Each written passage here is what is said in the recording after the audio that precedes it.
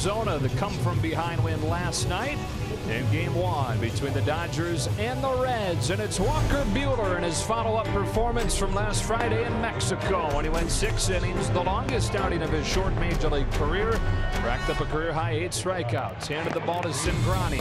Handed it to Garcia. Handed it to Liberatore. The Dodgers put together the first combined no-hitter in franchise history. So what does Walker Buehler do for his follow-up performance? We're about to find out. Welcome inside. Joe Davis, Or Hershiser. Alana Rizzo joins us in a moment. It's another struggling offense that Buehler gets to face, but regardless of who he's seen so far, he's been really good. Every start, I think the game slows down for him, but what doesn't slow down for the opponent is his fastball, averaged about 98 miles an hour. He is changing speeds on the slider and backing off that at times. I think Cincinnati will see that pitch along with the changeup and the curveball. He has been delivering since they have needed him. The Reds have won only 10 games so far this season. They have the worst record in the National League. The pitching has been poor. The offense has been mediocre. As far as the pitching goes tonight, it's Tyler Mahle taking the ball, and it's a bit of an intriguing storyline because he's an Orange County native that grew up a Dodger fan. A youngster with a mid-90s fastball, slider, and changeup. He's trying to get his 3rd big league victory this year, his 8th start, so the game is slowing down for him. But the Cincinnati Reds are in a development stage, maybe a development stage for some young guys in the rotation, but there is a veteran on the horizon. Yeah, you heard that today. Matt Harvey was announced that he will start the 2nd game of this series tomorrow. They sent Brandon Finnegan back down to the minors, and the Dodgers will get Harvey in Game 2. For now, it's Game 1. The Dodgers and the Reds on a gorgeous night for baseball. First pitch coming up.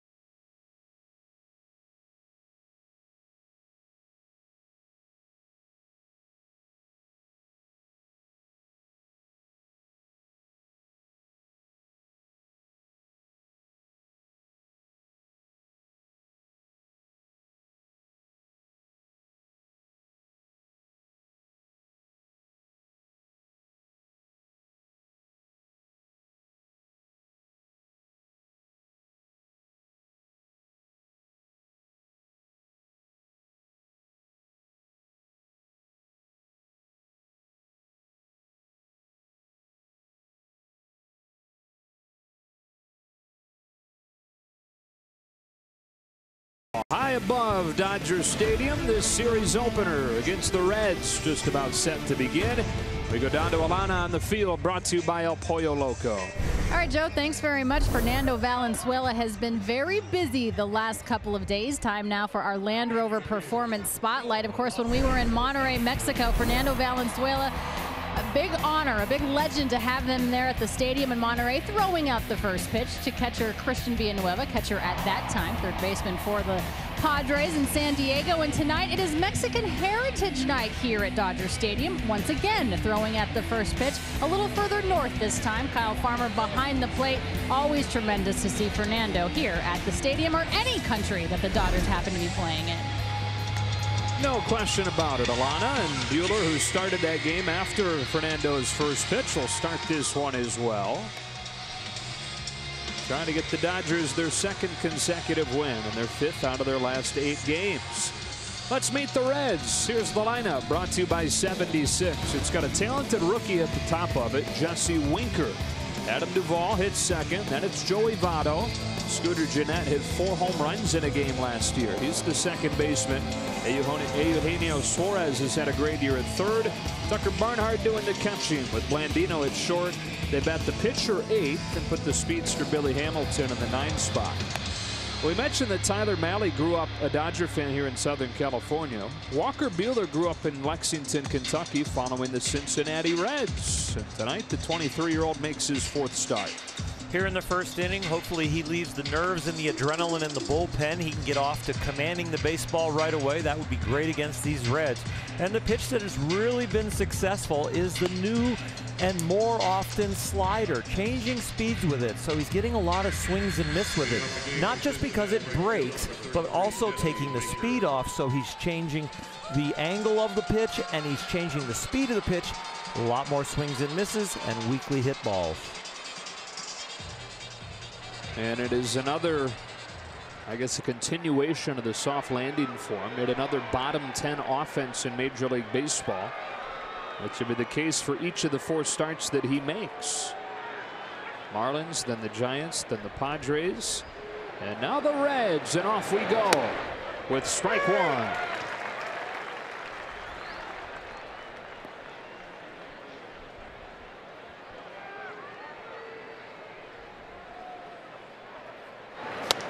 That one tails in there for a strike at 96. Love that tailing action from Walker Buehler, and he, after that being the initial starter in that combined no-hitter, has all of a sudden become must-watch TV with the electric fastball.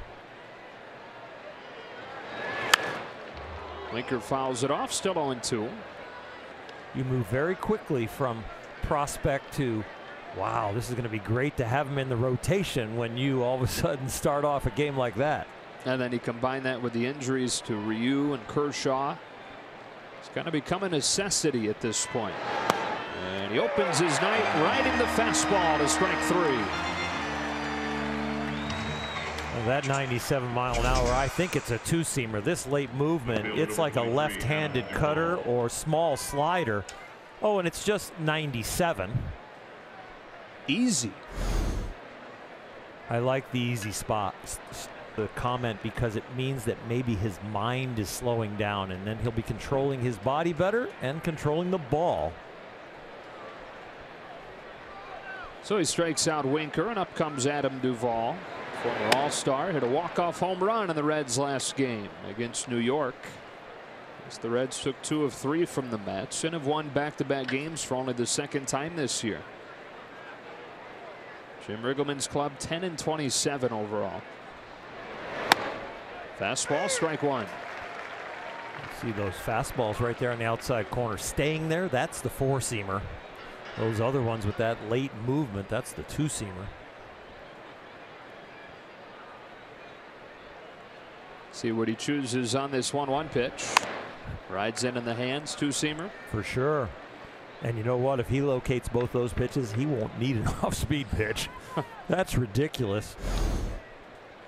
I mean, Winker saw 94, 95, 96, and 97. He went right up the velocity ladder and increased the movement.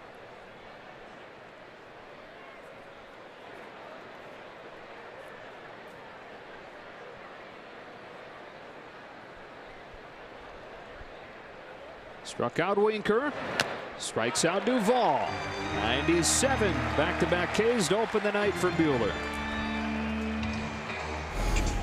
So far, he's doing his best Max Scherzer imitation. He's just coming at you with heaters, 1-4, 1-2, and it's really hard. And Walker Buehler, who I don't think would take offense to me calling him kind of a pitching nerd, biomechanics nerd, faces a guy who I don't think would take any offense being referred to as a hitting nerd. Joey Votto watches ball one. One of the best hitters of this generation.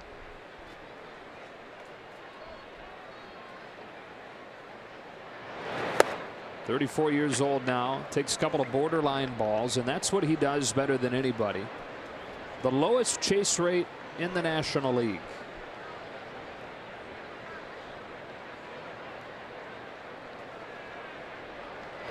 Thing that makes him extra fascinating, though, is that, you know, he takes these pitches just off of the plate, but he's also above average in how aggressive he is when he does get a strike.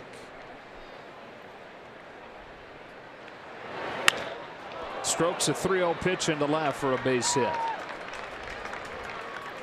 Beware of the green light. That 3-0 pitch right there coming into tonight's game. He was hitting .563 with a 3-0 count. So they don't have to worry about giving him a take. He knows the strike zone well enough and what he can hit. I'll get Scooter Gennett to the plate with 2 out.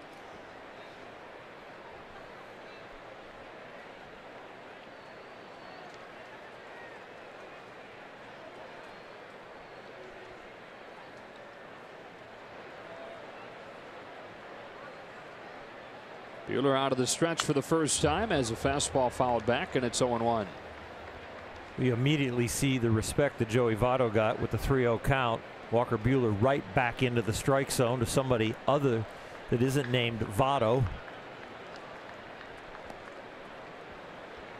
That's not a bad strategy when you're playing the Cincinnati Reds, to really label him as he is not going to beat me even if it's 1-0 in the first. He can stand over there at first base. Reds are 23rd in the majors offensively. That's yanked over Leaping Utley, and back-to-back 2-out hits. This one from Scooter Gennett.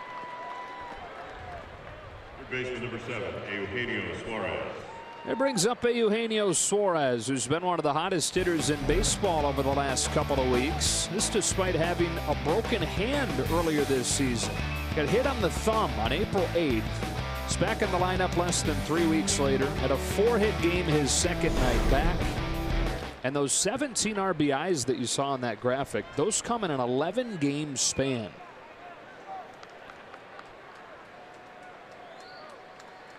That kind of streak can carry a team, but it's hard to do it with the starting pitching that Cincinnati has had.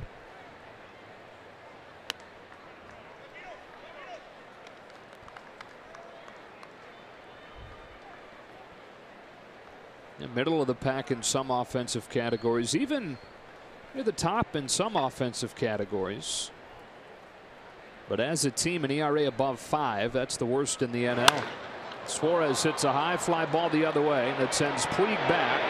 He's got room, and that's the inning. Walker Buehler with a scoreless first despite a couple of 2-out hits. And the Dodger fan, Tyler Mahle, comes out after this.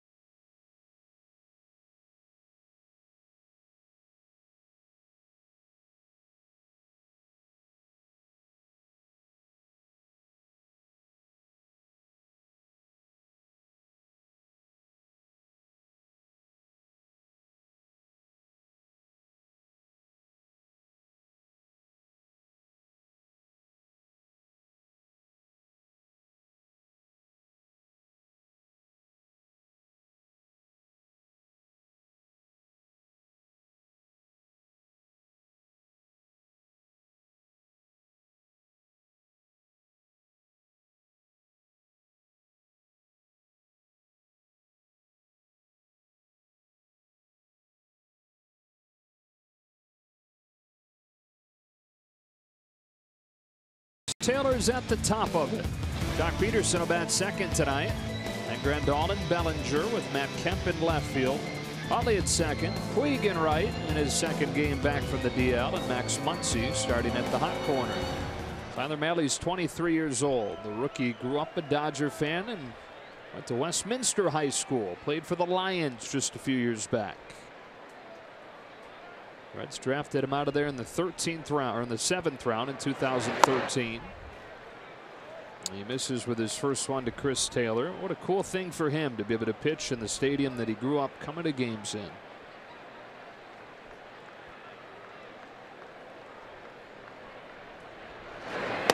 Falls behind Taylor, 2-0.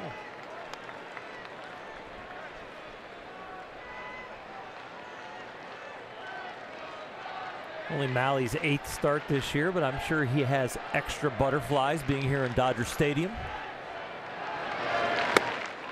Gets one by Taylor, 2-1. The look of the stadium's a little different since he came here as a kid growing up, with all the different additions and the fans creeping in with better seats that go along the line of the Dodger dugout. All those light blue seats have moved in, less foul territory, but still the most beautiful stadium in baseball. Just misses with his fastball. It's 3-1. He uses that fastball a ton. About 2/3 of the pitches that he throws are heaters. Gaining confidence this year in his changeup, almost doubling the usage of that along with the slider. Taylor punches a bouncer to Jeanette at second for the first out.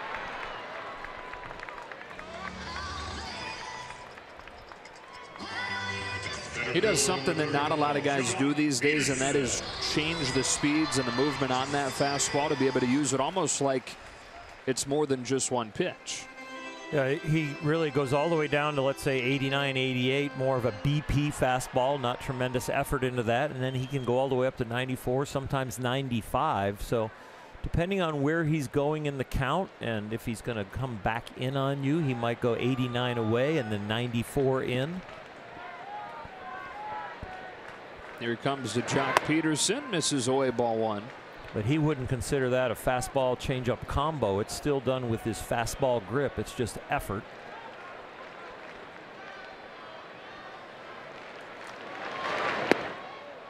That's a change. 2-0.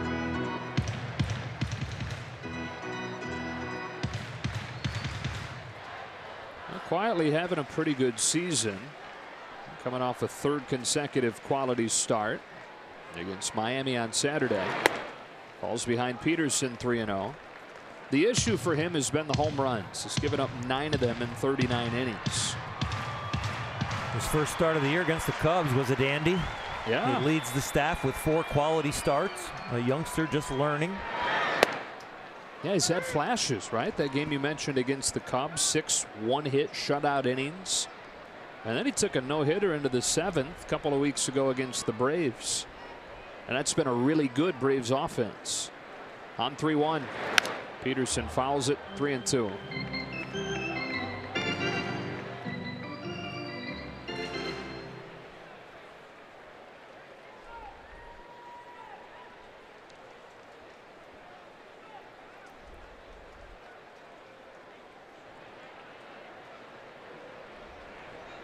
Mahle home with a payoff. Peterson stays alive. Jock hitting second tonight after taking last night off. And a 6-3 Dodger win. Salvaging that split against Arizona. What an odd way it was for them to get their runs last night. They got first 4 runs of the game without the benefit of a run-scoring hit. 2 wild pitches, sacrifice fly, bases loaded hit batsman. Whatever it takes at this point as they're trying to get this season on track. It was Utley that provided the late insurance with a 2-run double. Another 3-2 and another foul.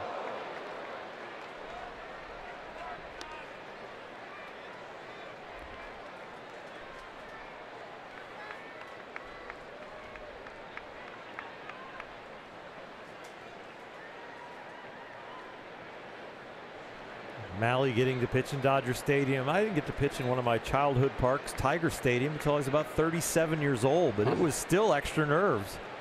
It's a lot of fun to go to a place where you were a fan and watched and grew up dreaming about pitching there, even if it's, you know, deep into your big league career.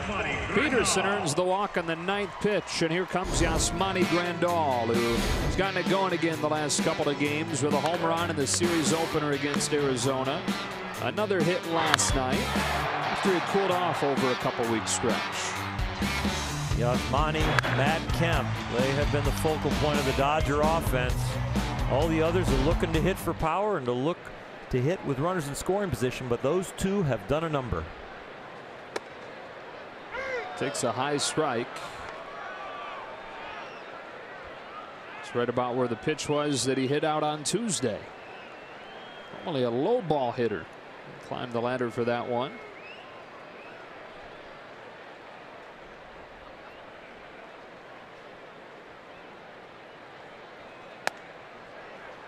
Now takes inside 1-1.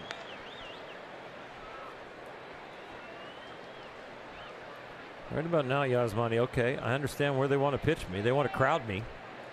First 2 pitches of the series. It's going to be a long series, and you will understand the scouting report very quickly. There might even have to be some team adjustments as it goes on. Soft ground ball to first, juggled by Votto, juggled again, is flipped to first, is late, and everybody's safe. Normally very sure-handed down there at first. Dodgers catch a break. A juggle, then a glance to second. Can I recover and go there? No. Okay, now another juggle, and I'll go back to first, and a hesitation, and that's how a catcher can beat it out. You need that many blips on the screen to have Yasmani leg it out, but the Dodgers will take it, kind of like last night against Arizona. First error of the season charged to Votto. And he's thinking the same thing you are, Oral. I was so bad there that Grandal reached on that bouncer.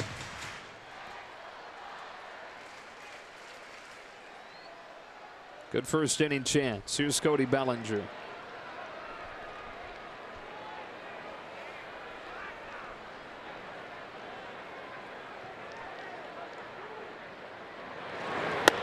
Buzzed him, ball 1. Now the Dodgers 2 for their last 20 with runners in scoring position over the last couple games, and Bellinger is guilty as anybody, coming off a tough night last night where he struck out 3 times.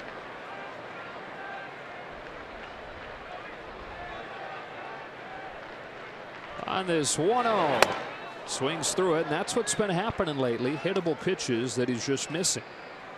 And they're not 97-mile-an-hour heaters. They're 91 to about 94 down center cut, and Cody is swinging through them.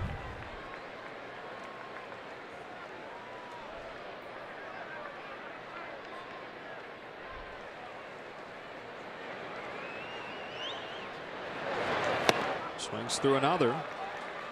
Grinding away right now. Justin Turner did a simulated game earlier in the afternoon, but then was back out at batting practice during Bellinger's rounds, and even had his cell phone and was shooting Bellinger's swing, and then they were going over footage of that swing together. Turner, who's considered by many of these guys kind of a hitting savant, doing his best to help Bellinger out. And it's down swinging on 3 consecutive fastballs. There was no being set up there. Missed the one down the middle, so we just keep going a little bit farther inside, trying to elevate, but all of those pitches are hittable. None are just like unhittable. Can you believe it? Nothing was well set up well, because it was just like, let's play old-fashioned baseball. Matt Kemp still leading the National League batting race at this point with a .343 clip. He's got 2 on with 2 out. And they throw a breaking ball down and away for the first one to Kemp. We've seen Maley try to pound everybody inside, right? Well, Kemp is the #1 hitter in baseball against inside fastballs. Interesting to see if he does dare go in there. Also been very aggressive on the first pitch, but they went breaking ball down. Matt just didn't even look at it and just spit on it.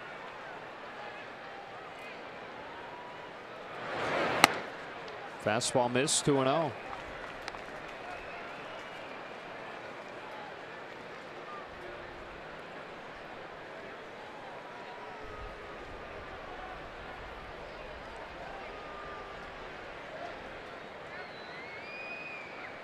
Peterson at second, Grandal at first, and Matt Kemp takes ball 3.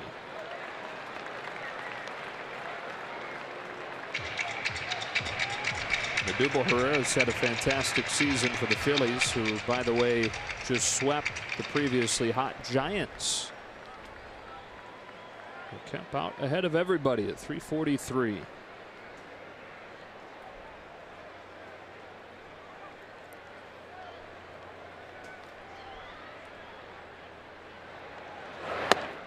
Three and one. You know, with Justin Turner out, and Turner just that steadying force in the middle part of the lineup, Matt Kemp has probably been the closest thing they've had to that. That comfortable key piece that you consistently feel good about when he comes up. On a 3-1 from Malley. Takes ball 4 to load the bases. The more of those pieces you have, the longer the lineup feels to the opposing pitcher, the more pressure you put on. Now comes the pitching coach, Danny Darwin, old teammate of yours. New pitching coach since they turned over their staff a little bit. And Danny at the 26th pitch here, not only about strategy, but really giving them a breather.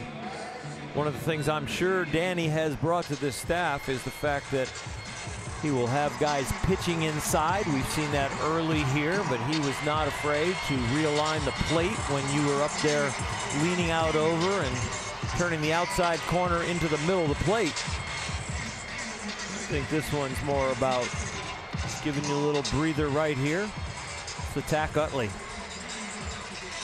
He was promoted. He's the rare coach that was promoted from the minors mid-season. The Reds fired their manager Brian Price just a few weeks ago, and with him went the pitching coach Mac Jenkins. Jim Riggleman was promoted from bench coach, and Darwin was promoted from Double-A pitching coach. Loaded up here in the first inning for Chase Utley.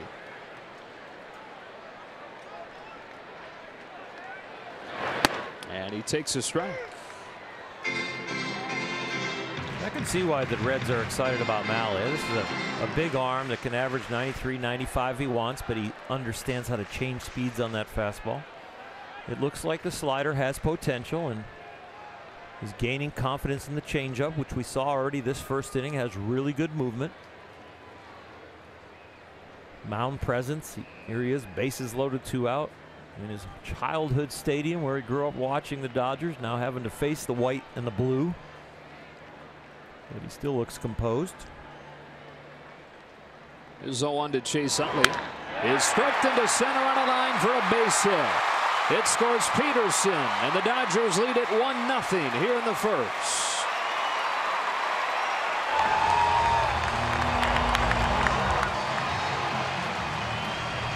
Chase Utley, who finished the scoring last night with a 2-run double, starts it tonight on our Carl's Cam.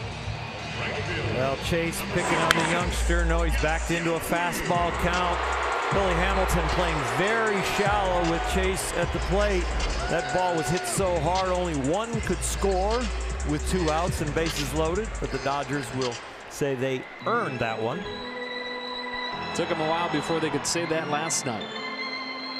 Here's Puig. Dodgers bringing 7 men to the plate in this first inning and forcing Malley to throw close to 30 pitches already.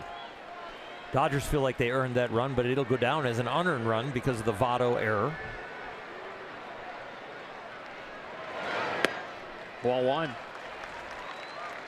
Sure was good to see Puig get off to a good start in his return from the DL last night. We had talked about a little bit. Yes, it was to give him time to rest that hip and that foot, but it was also an opportunity for him to kind of reset, have a fresh start to the season. Takes a fastball over the inside, 1-1.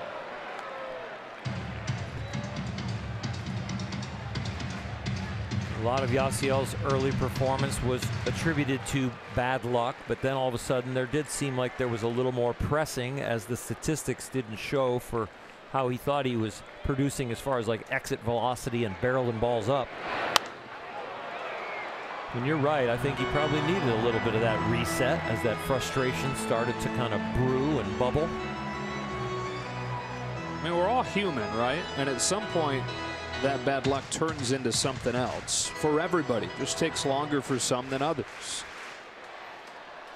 Yeah, the only one that really on the Dodger roster has escaped the human race is Chase Utley. And maybe Justin Turner when he gets back. Adley to Puig, 1-2. Tries to lay off an inside fastball and does to even the count. A 3-hit game for Puig was only his second of the season. It was his first since the final game of the opening series.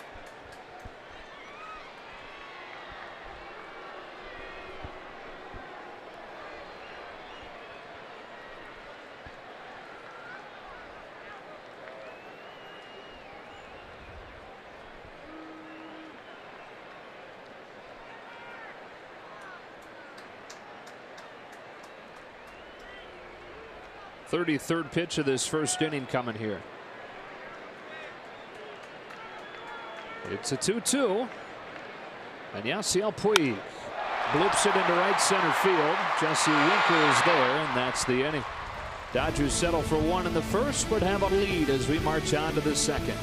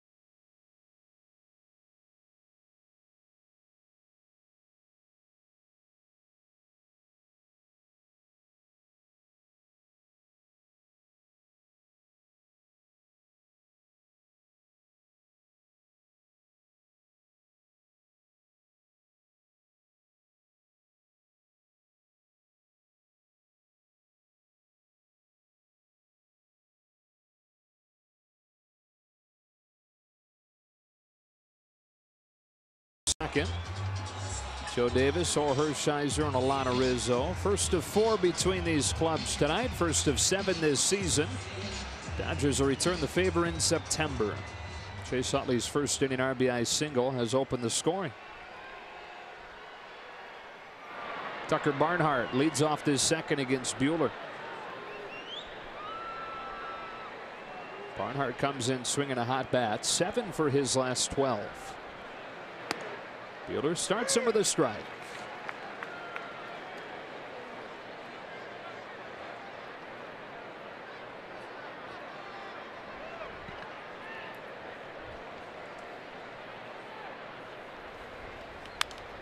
That sprayed foul, and it's 0-2. So Buehler again having to navigate around a little bit of traffic in that first inning.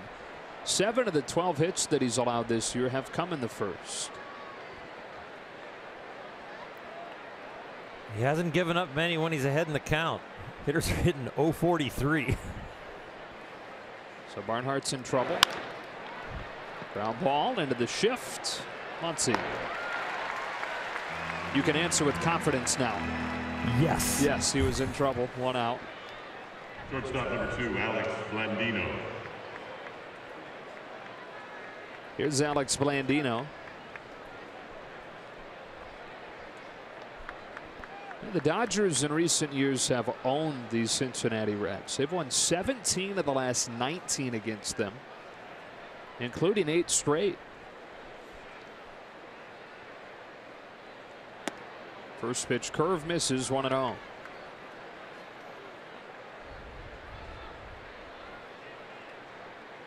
The Reds a year ago really struggled once again. 3rd consecutive season well below 500.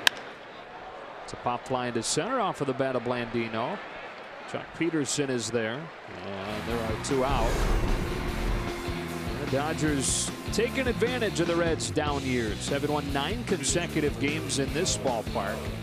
It's the longest active winning streak for any team against any opponent in their home park. Easy to say the Dodgers pitched well against them, but they also, with the bandbox in Cincinnati, have hit a lot of home runs off the Reds, and that's an issue the Dodgers have had this year, so maybe they can get healthy in that department with extra base hits and getting some balls over the Dodger Stadium walls here.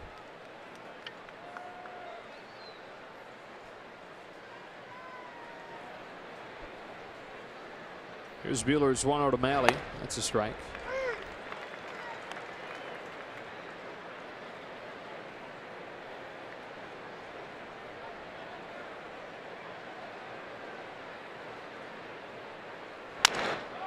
Cracks his bat on a bounce to third. Muncy charging, throwing. Bellinger picks it out on the back end.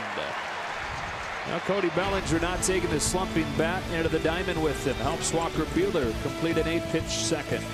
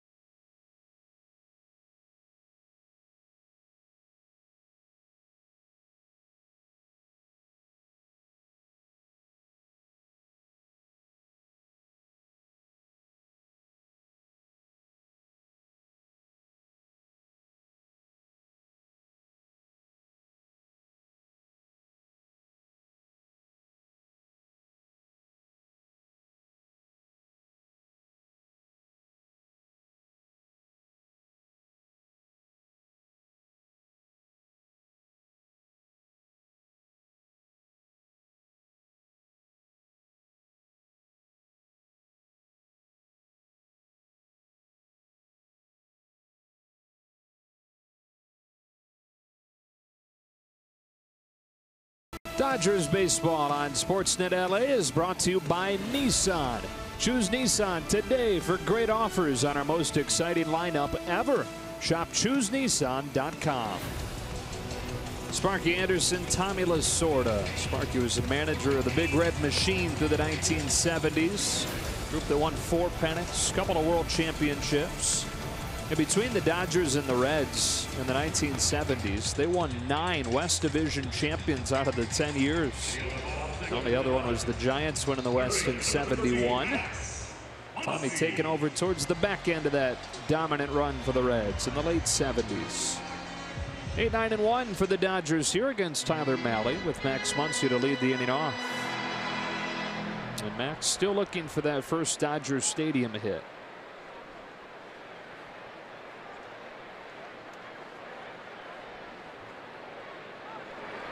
Ball 1.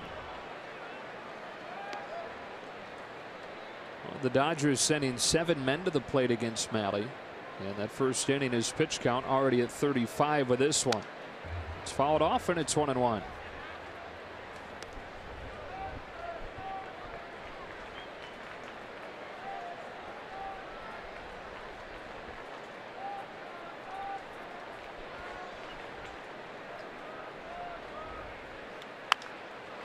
Flip the left field. Charging Duvall. Won't get there. And there is Muncie's first hit in this ballpark.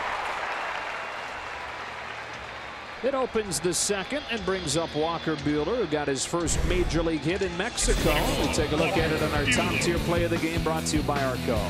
Turned out being the third out of the inning, but he wasn't the out. The ball passed the first baseman. The official score can rule it a hit, and he gave Walker Buehler a hit, even though he really never got to stand on first base. Yeah, it was recorded by Alex Verdugo getting struck by the batted ball by Walker.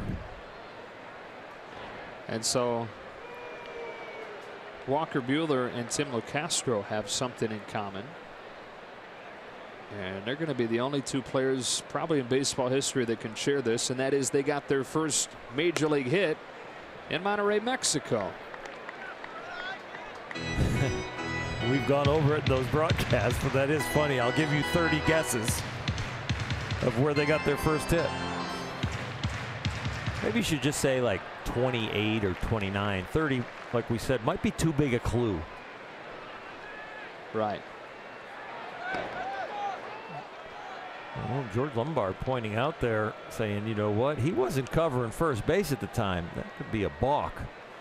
First baseman is supposed to be in the vicinity to tag the runner. Buehler bunts this one foul. And Votto had started to charge towards home with a bunt coming.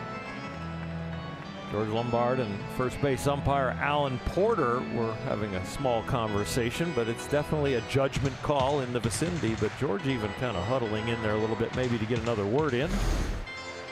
The pickoff throw from Malley, and Votto looking like he's charging, and all of a sudden he's coming in. The momentum is going away from the bag as the throw is being made, but while it's in the air, Votto got himself back a little bit. Buehler trying it again. And it's foul.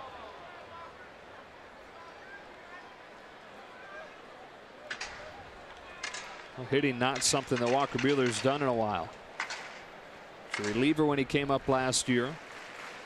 Not doing it in the minors. Didn't hit at Vanderbilt.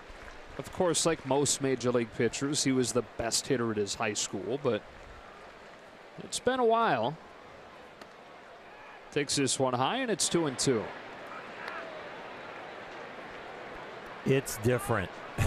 When it's different to hit off a machine, it's different to hit off some guy throwing 55, 60 mile an hour BP. It's different to bunt off a machine that's stroked up to 90.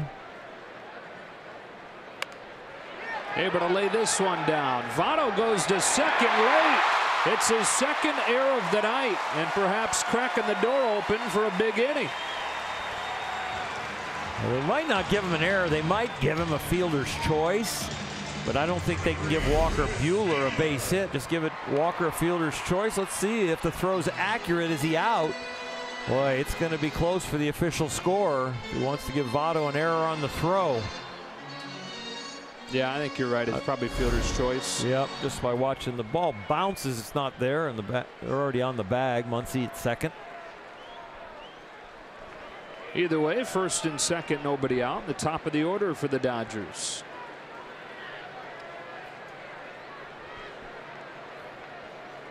Malley to Taylor, who takes a strike.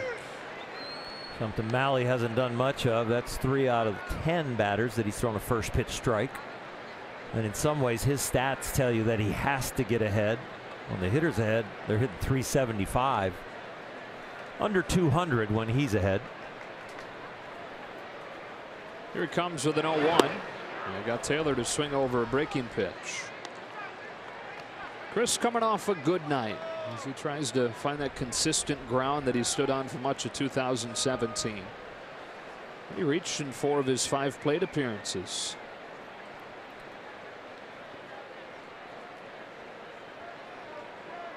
Two on, nobody out. 0-2. Fastball misses, 1-2.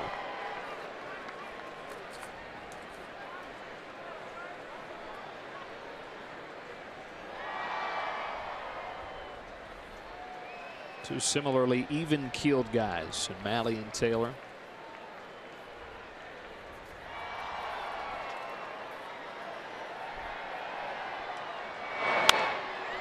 off of the hands. Down the line. Out of play. Nice catch off a ricochet.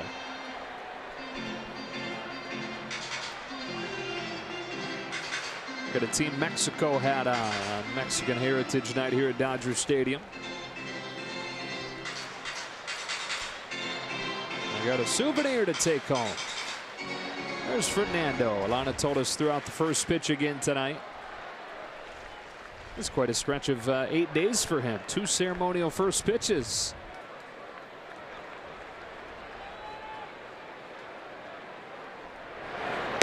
Taylor takes this one 2-2. We talked about on the pregame show that when the Dodgers early in the game against the Reds set the table, they need to capitalize. This is a starting staff with a 5.38, like 28th in Major League Baseball. So getting guys in runners in scoring position early and not driving them in and getting to their bullpen, that's a little bit more of a strength for their pitching staff. Good take on a borderline fastball, full count.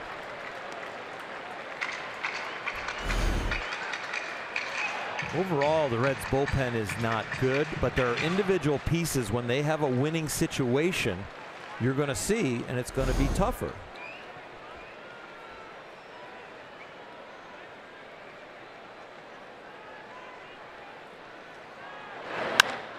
Fly ball to right field for Jesse Winker.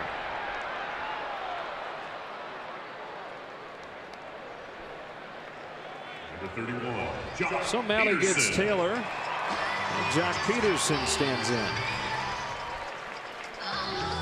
Boy, not much to show for it on the board so far, but that is 48 pitches through 1 1/3 for Tyler Malley.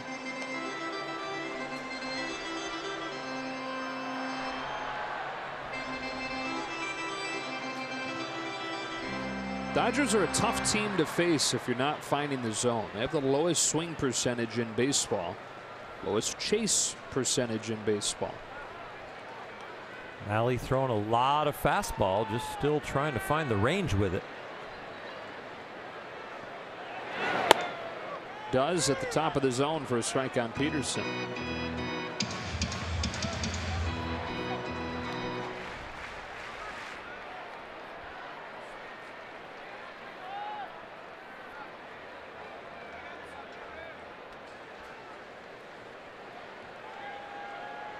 '50th pitch of the night. Strike 2.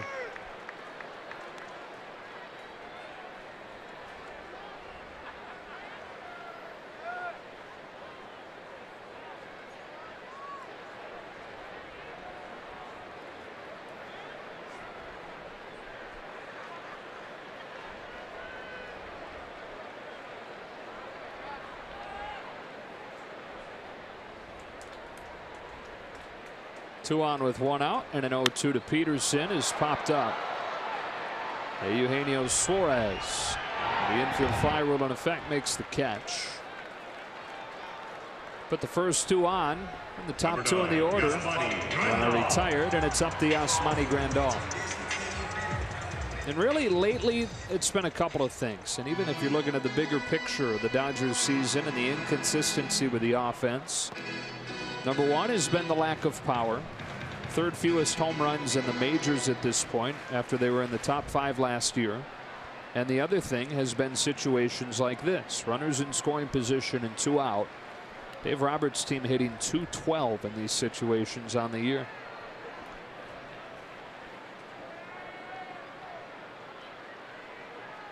Grandal trying to come through. It takes strike 1 and a changeup. Different components have been out at different times. I know we've lost Corey Seager for the whole season, but he was a part of the offense for a long time when it was struggling. The man there next to Dave Roberts, Justin Turner, is one of the key ingredients, especially with runners in scoring position, especially with approach, a living and breathing example of a strong at bat in key situations where that kind of role model helps the whole lineup. Matt Kemp has been that example here early in the season, and the guy at the plate. Waits on this 0-2 and takes ball 1.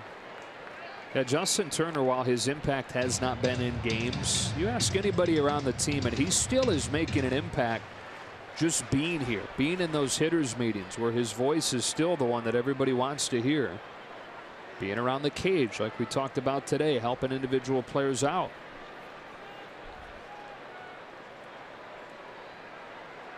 Now to Grandal 1-2. It drifts away for ball 2. His advice is just getting a little bit more attention and watching where he ends up in the cage or by the cage or talking to a hitter. Last year when everything was going so well, that was going on still. But it's just getting a little bit more in focus because of the struggles. Grandal's worked it full. Hitters are not wandering away from Turner Ward. It's a group effort in every department. Pitchers are going to wander to pitchers and ask about grips and, hey, what do you think about my delivery? And they're going to wander to their bullpen coach and they're going to work with Rick Honeycutt. And it's the same way with the hitters. You're just talking baseball all the time.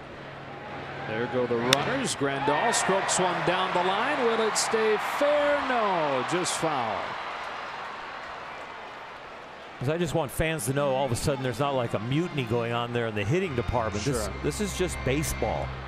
But there is more focus on who's giving advice when things aren't going well. And those hitters meetings by nature, even when they're winning 104 games last year, those are group discussions. Everybody shares their thoughts on that day's pitcher, the lineup's approach. As you might imagine, another one of the primary voices in those meetings, Chase Utley. 7th pitch from Malley to Grandal is high for ball 4. Grandal is seeing it really well. That trip up there. It loads the bases and brings up Bellinger. The first pitch of Yasmani's first at bat was about that height and got called a strike. So Yasmani very disciplined and trusting Bill Miller behind the plate that was a ball. Danny Darwin out for another visit after the 3rd walk issued by Malley. He came in having averaged just a little more than a walk per outing. Danny began the conversation with a smile and then let Barnhart take over. So he's just out there to let him breathe a little bit again. And a youngster that has run his pitch count out. And I don't have any advice for you. Just throw more strikes and let's get in the dugout. Barnhart's a guy who's really turned into a big leader for this pitching staff and the Reds organization. He's the son of a 3rd grade teacher and thinks that some of the things that were passed down from his father are innate in him now. He loves mentoring some of the younger players, especially the younger pitchers like Malley. Try to help him through a tough spot here. The bases loaded in the 2nd.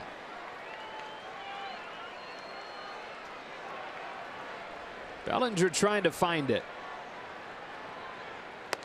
Strike 1.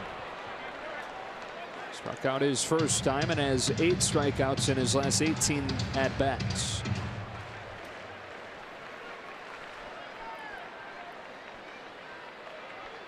It's a terrible feeling for a hitter to be looking for a pitch, get it, and still swing and miss at it.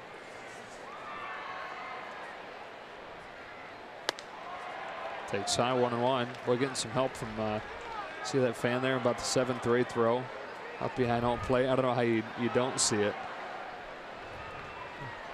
I don't know if that's some kind of spell he's trying to put on him or what. He sat down now. There he is off to the right. It's helped him get ahead 2-1.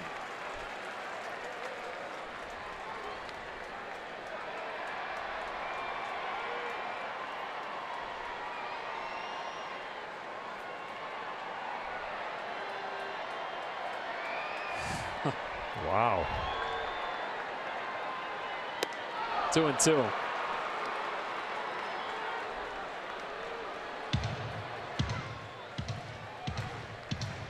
It's like a college basketball game with the student section behind the basket and the guy shooting free throws.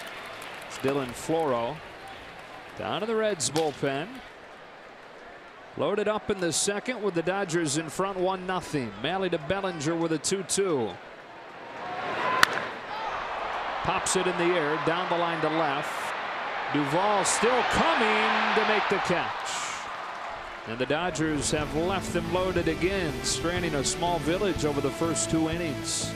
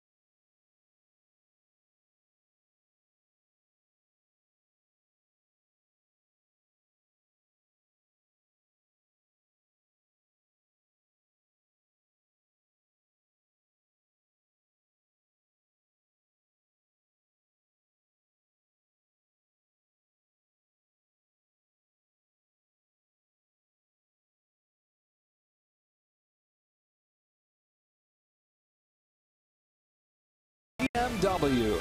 See a Southern California BMW Center today for exceptional offers, or visit SoCalBMW.com. And by Jack in the Box. Try the new Cholula Buttery Jack, part of the Buttery Jack family, only at Jack in the Box.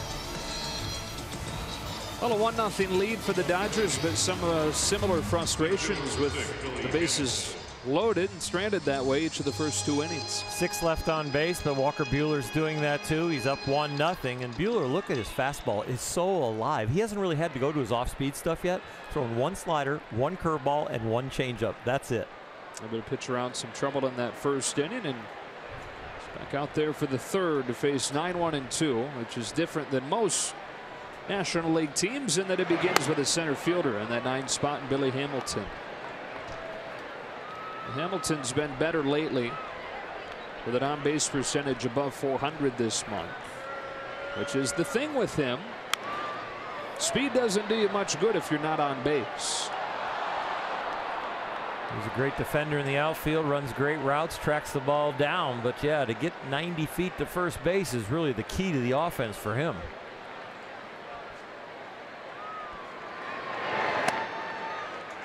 Takes a strike, 1-2. They're hoping he heats up with the weather. Cincinnati has either been cold in their home stadium or where they have traveled has been cold. They're enjoying the West Coast here. Smacks a grounder to third. Muncy knows who's running, gets rid of it quickly for the first out. Didn't the Dodgers schedule set up nicely with all that bad weather out east? Dodgers not leaving to the East Coast until this upcoming road trip. It's set up well, other than you saw the same opponents every other series, but it was, yeah, very nice as far as weather.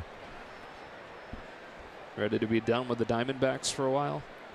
I'm ready to be done with the Diamondbacks, and we are still early in the season, but the longer this drought goes on winning series and moving on, all of a sudden you move into a situation where you got to win like 8 out of 10 instead of just winning series.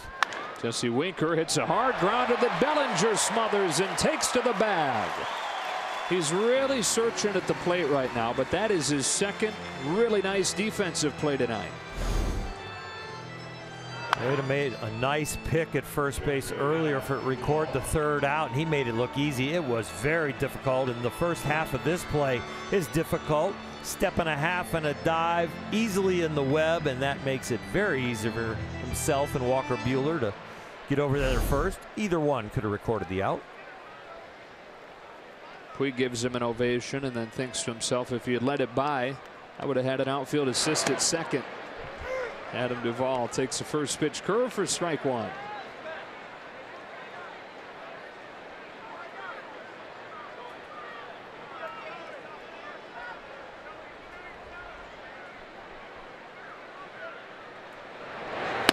Quickly 0-2. First the curve, then the slider. Hasn't even showed him that high 90s fastball yet. Struck him out with exclusively fastballs the first time he saw him. Should have all seen everything now. What does he see? 0-2. Breaking ball again. We'll do it again.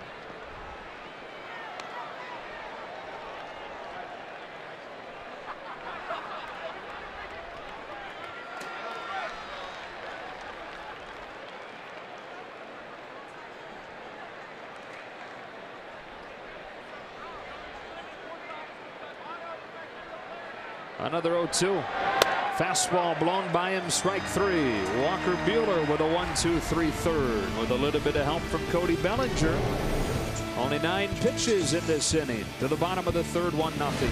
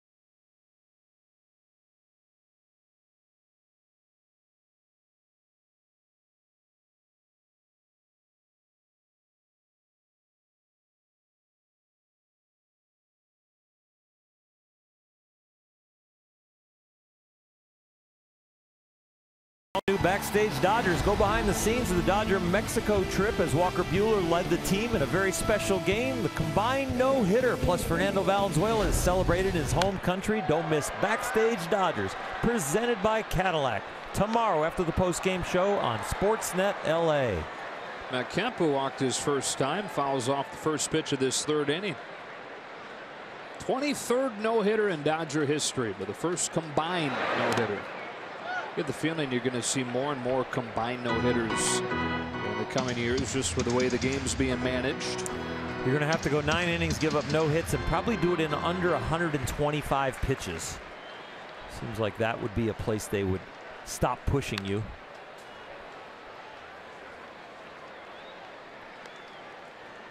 Three no-hitters already this year in baseball. Sean Manaea, that Dodger combined effort, and then James Paxton the other night. Didn't mean to cut you off, buddy. It's okay. I was going to start to research how many pitches those guys threw. Paxton was 99 and hit 100 on his 98th pitch. He wasn't tired. Well, if he was, the adrenaline sure was good. Kemp hits a rising liner to right field. Winker on the move to catch it for the first out.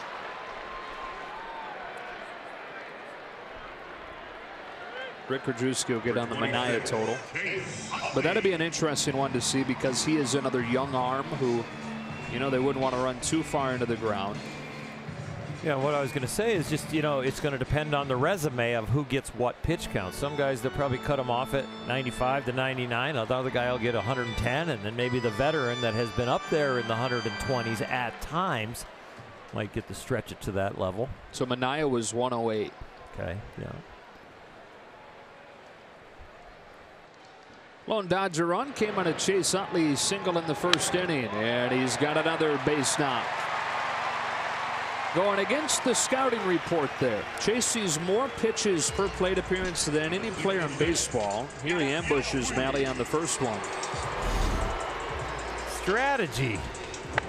Malley has been throwing a lot of fastballs, and Chase does like to hit something that he knows what is coming. So hops on that first one that was slightly elevated. Bold strategy, Cotton. 1-on-1 out for Puig. I love it when you use movie lines. I just don't like to be quizzed on where they came from and who said it. Ask you. I don't pull from too many movies. Dodgeball has so many that can apply to this game.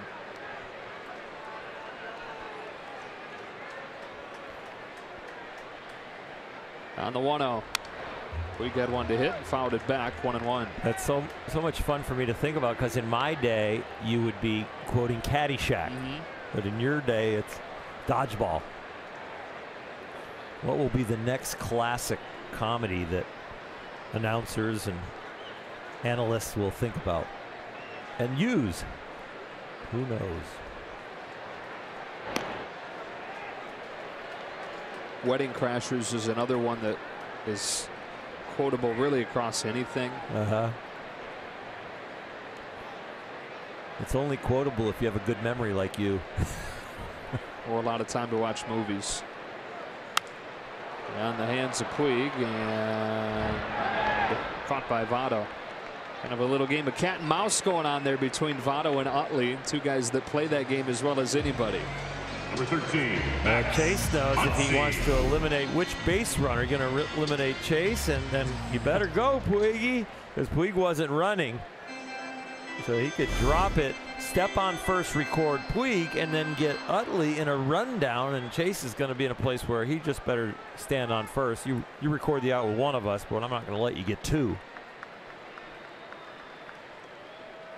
Max Muncy takes ball one.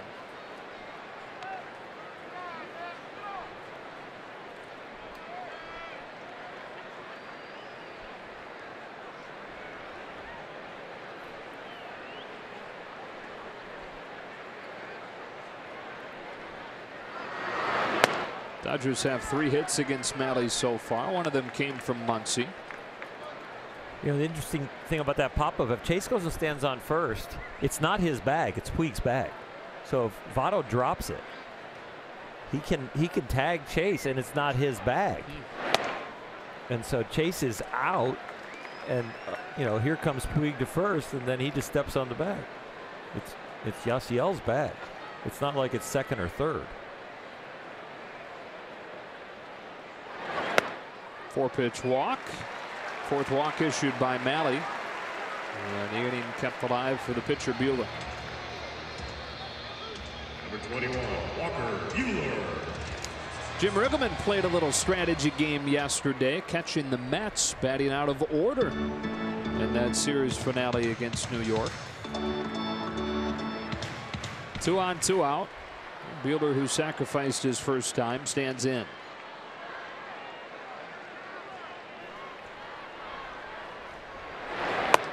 Swings to the first one, strike one. We went over it a little bit yesterday, but the Mets had one lineup that they posted in the dugout. That was the same one that went on social media and out publicly. But the 2 and the 3 hitter were flipped from the lineup that they handed in at the official exchange before the game. And that's the one that Jim Riggleman had in his hands, and noticed that Asdrubal Cabrera should have been hitting second. Wilmer Flores should have been hitting third, not the other way around like they came up.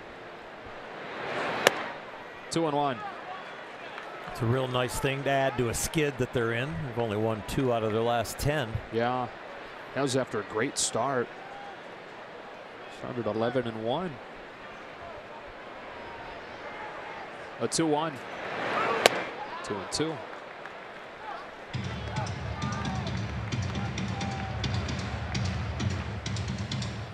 They asked Jim Riggleman about it after the game, and he was hesitant to even talk too much about it because he felt so bad for Mickey Callaway. The Mets manager said it's a horrible feeling for any skipper.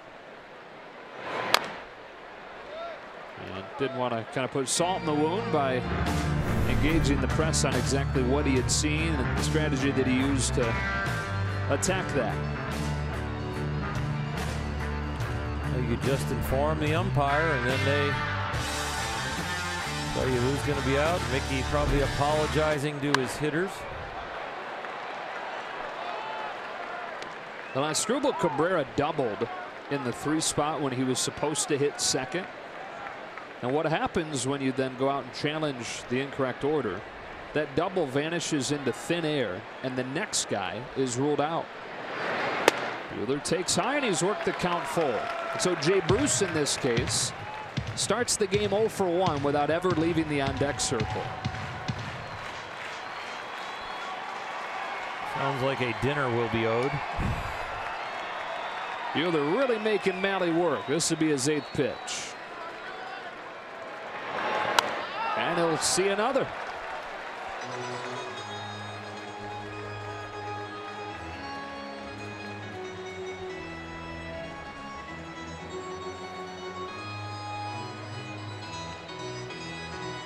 Malley's thrown 84 pitches, and about 67 of them been fastballs. Bouncing ball right side, it backs Jeanette into the outfield grass, and his twirling throw gets Buehler to end the inning. Dodgers have stranded 8 through 3. They lead 1-0.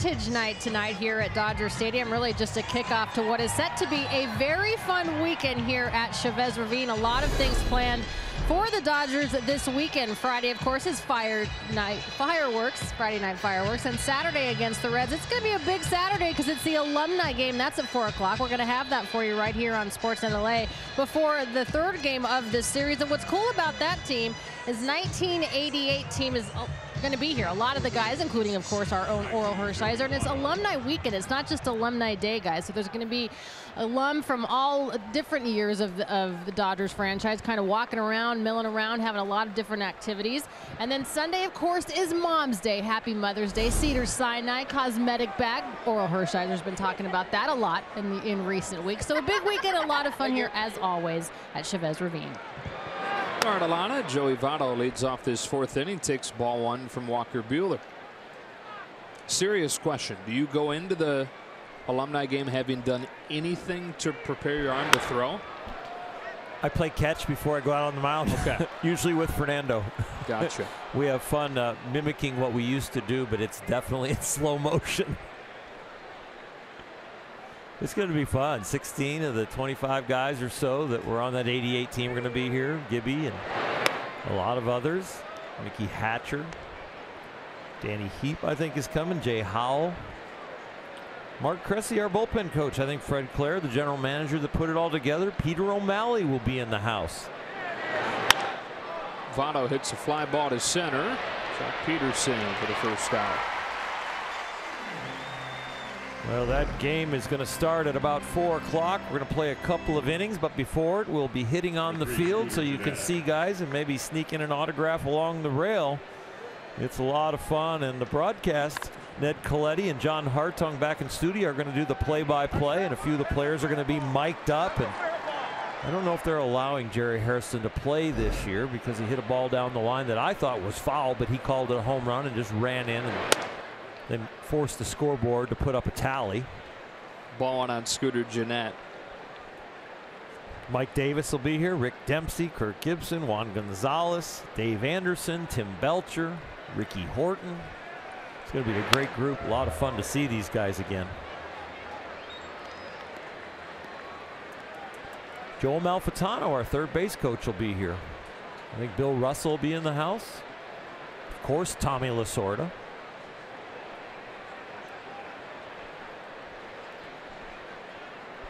Tommy's got to manage one of the teams, doesn't he? Well, I hope he. I don't think they could split up the 88 team and have us all on one side. We'd all be too old compared to the rest of the alumni. We'd get killed. Bounce to Muncie, 2 out. Not only on the scoreboard we get killed, we'd probably get killed on the field when they hit the ball. So I think they had to break us up into 2 sides. It looks like Tommy's doing a few exercises on figuring out how he's going to manage that game. You only need short relievers in that game, because it's usually about 2 innings. Right, yeah, don't need any long guys. No. Pretty easy game to manage. Although a lot of egos in those clubhouses. Yeah, and even if there's not enough outs to get everybody up there, I think you still can get everybody to hit. Eugenio Suarez with 2 out. Takes strike 1. So again, 4 o'clock on Saturday before these teams play the 3rd game of this 4-game set. Friday and Sunday, guys are going to be at the entrances kind of spread around signing autographs as fans enter the game.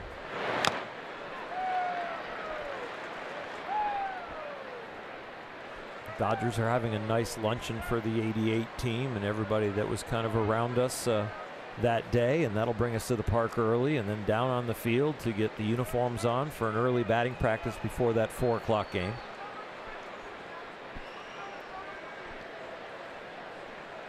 Oh, 2. Buehler strikes him out with an elevated fastball and has retired 10 in a row. Is that home run you're talking about? You be the judge. Was it fair or foul? Jerry said it was fair. Pretty close. Alumni game Saturday.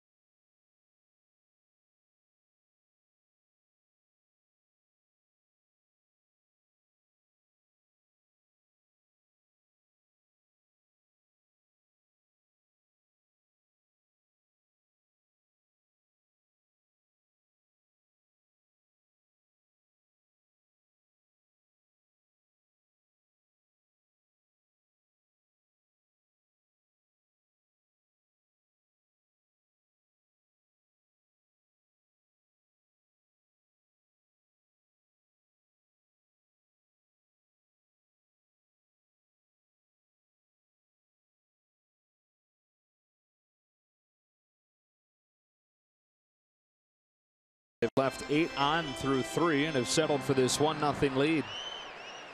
Bottom 4 coming up.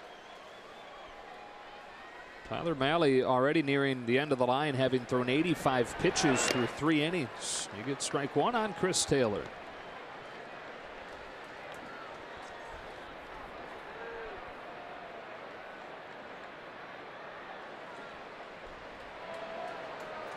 This has been the point of the game where Mahle traditionally has really begun to struggle. Gets a pop up here. In short right center field, Scooter Gennett. First 2 times through the order, Mahle has an average below 200 against, but the 3rd time through, the highest average in baseball at 485.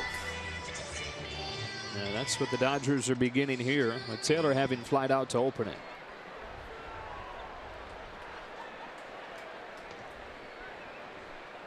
Every game has its own script, but the Dodgers are following an old script, which is not capitalizing with runners in scoring position. If Mahle gets through this and they take him out at around 100 pitches and they only get 1 run off of this traffic, it's going to be frustrating, especially if all of a sudden the Reds bullpen comes in and does the job. They're not going to look at the end of the game and say that's where we possibly lost it. They'll be looking at the beginning of the game. 1-0 to Jock Peterson is low.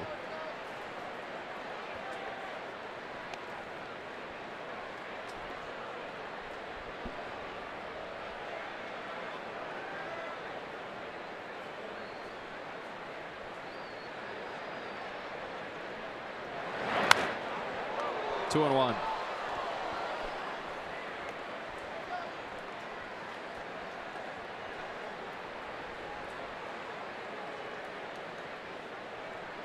Absolutely perfect night to pitch. 65 degrees, not really a breeze.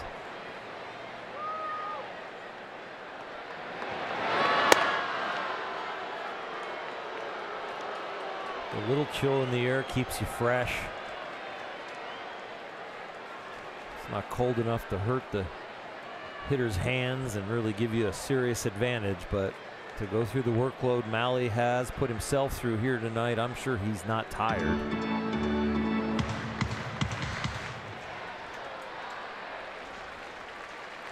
'23-year-old rookie firing a 3-1 to Jock Peterson. Count goes full. He and Walker Buehler were born 2 months apart in the summer of 1994. A couple of months after Dave Roberts was drafted out of UCLA by the Detroit Tigers. On a payoff pitch, Peterson pops it off of the hands and prays that it'll find the seats. It does. When Mahle was growing up coming here to Dodger Stadium, that used to be an out. Those stands have creeped a little closer. One of the reasons sometimes the games are a little longer because there's a lot of outs that are now foul balls.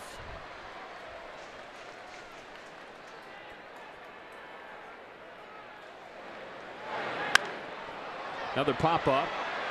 Same direction. Suarez has room this time. Might have to buy somebody a new drink over there, but he's got it for out number 2. It's interesting to watch Suarez play it that way. He timed it instead of getting over to the wall and then playing the ball and knowing where the wall was. He just kind of cruised over there. And that wall is low enough that you can actually plant a spike on it and climb it if you wanted to reach in a little bit.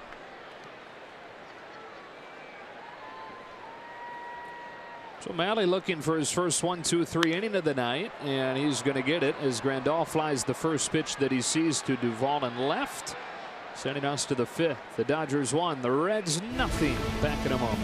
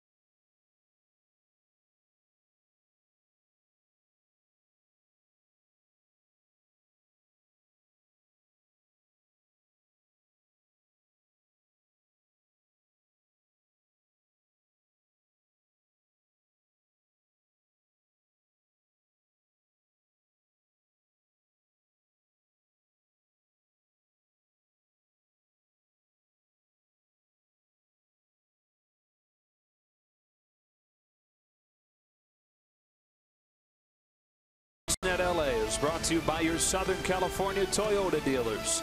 Your summer starts here at your Toyota dealer. Get incredible deals on a stylish new Corolla.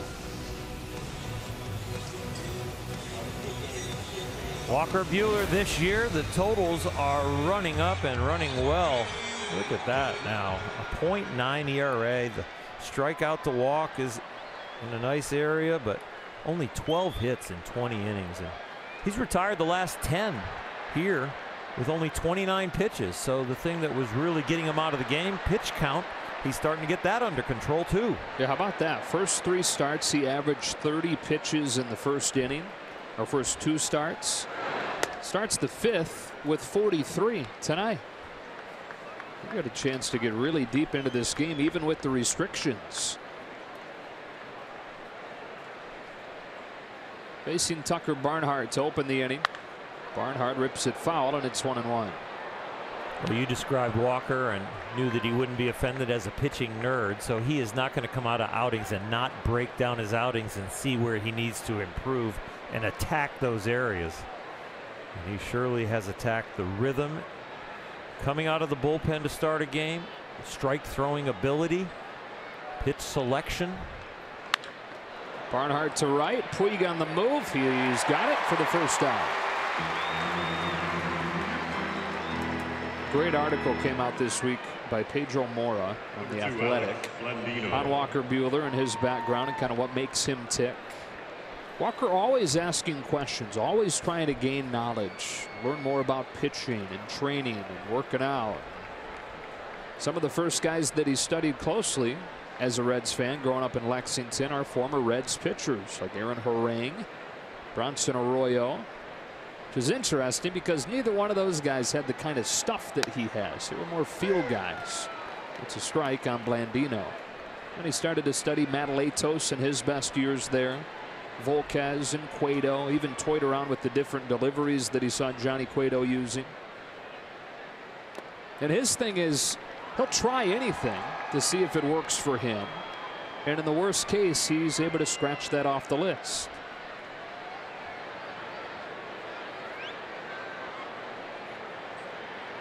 And he has the confidence of somebody who can throw in the hundreds.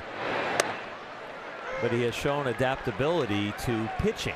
Not just everything is hard, but that is the modern generation, the young pitcher that thinks do everything at full speed, and that's the way Walker was kind of bred as far as his thoughts. But he's starting to change that a little up here. And even if it's changing the priority list, that first priority is location, maybe second priority is movement, and third priority is velocity. Just changing the philosophy will bring the velocity down some maybe 2-3 mile an hour when he needs to, and let him hit his spots. And he can afford to. Exactly. I always believe that part of pitching was changing speeds up as well as down, and you can't change speeds up if you're throwing everything as hard as you can. And so pitching the way Malley kind of does, has a fastball between 89 and 94. But if you can go to the well, and the old time broadcast, you could always say, you know, when that big time starting pitcher, when it was Nolan Ryan or whoever it was, Sandy Koufax, you know, well, he's in a jam, he's going to the well, and boy, the velocity's coming up. Well, and sometimes I think those guys were always kind of holding that back. It was always there. They were just going to go to it when they needed it. On a 2-2. Blandino hits it off the end of the bat in right center. Puig.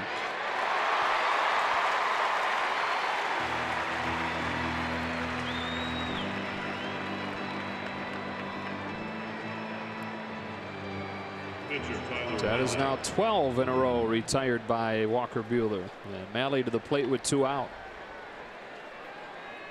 He's always had a knack for throwing it hard, even at an early age. By the time he was 14, 15 years old, that's when he really started to stand out for the velocity. He gets a fastball by Malley. Even though he was tiny. As a high school junior, Walker Buehler was 145 pounds, throwing 90. It's that wiry strength of his. Generates so much leverage with what he has. Well, and he really believes in, and it's mathematically correct, that moving quickly towards home plate helps him. So he is in a little bit of a rush to get down towards the hitter.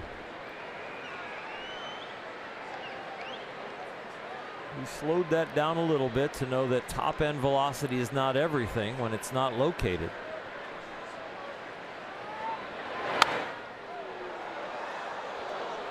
We're not looking to throw the ultimate pitch once. We're looking to throw something in the vicinity of our best for about 100 pitches.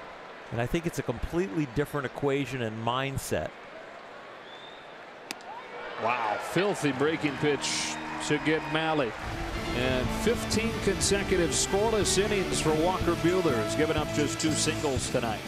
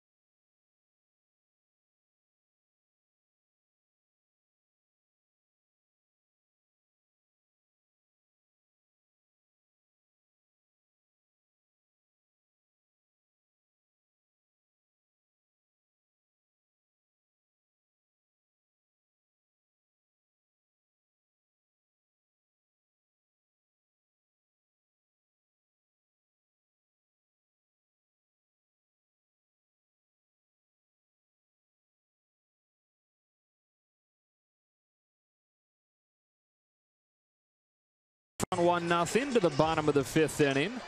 And time for our Coors Banquet timeless moment. On this date, 1955, the great Don Newcombe faced the minimum at Wrigley Field in Chicago in a 3-0 win. Gave up just a 4th inning single.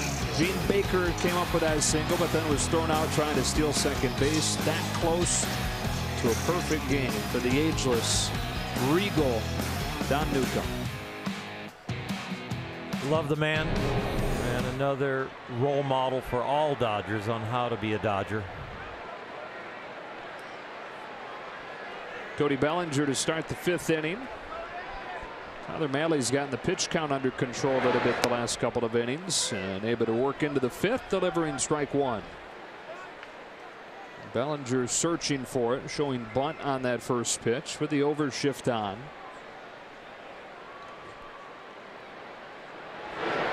Takes ball 1. Looks like Jim Riggleman is going to let Mahle go past his season high pitch count of 100. Nobody up in the pen right now. I'm sure with even one guy causing some traffic, there'll be action down there. I can't see them letting it go past maybe 110, 115. Here comes with a 2-1. Bellinger fouls it back 2-2. It's a wonder that he's even gotten to this point. And through 2 innings, he was above 60 pitches already.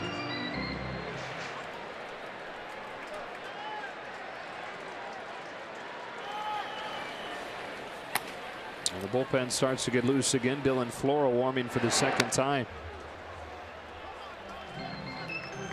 Second time you get up, it doesn't take long at all, even 3 or 4 pitches. If you were ready before, you're really just looking to get a little touch feel before you come out and get your warm-up pitches on the mound. 2-2. Bellinger takes it high, full count. This was in the second inning when Flora was warming up for the first time. Dodgers left them loaded in the first and in the second. Left them at first and second in the third. 7-pitch to Bellinger is fouled off. In some ways, with pitching coaches and managers, when you get somebody up, instead of saying, oh, I only had you up once, I think they should have it on a clock, because it lasts about 45 minutes or so that you kind of, your body temperature stays up, you stay loose. You go past that, it's almost like getting him up fresh. Foul tipped into the glove, strike 3. Almost like 2 outings in a day. Yeah, and you get that, you know, the lactic acid, and all of a sudden you feel that stiffness come on after the body cools down, and that's when all of a sudden you can get a sore arm. So you'll say, a manager will say, you know, I'm avoiding him now, and the media might say, well, you only got him up once. Yeah, but it was 2 hours ago, and now I need him, and that's not a good thing to do. So yeah, it'd be like telling somebody they have 2-a-days like in football practice. Here's Matt Kemp with 1 out. Pulls a roller to short. Alex Blandino, 2 up, 2 down.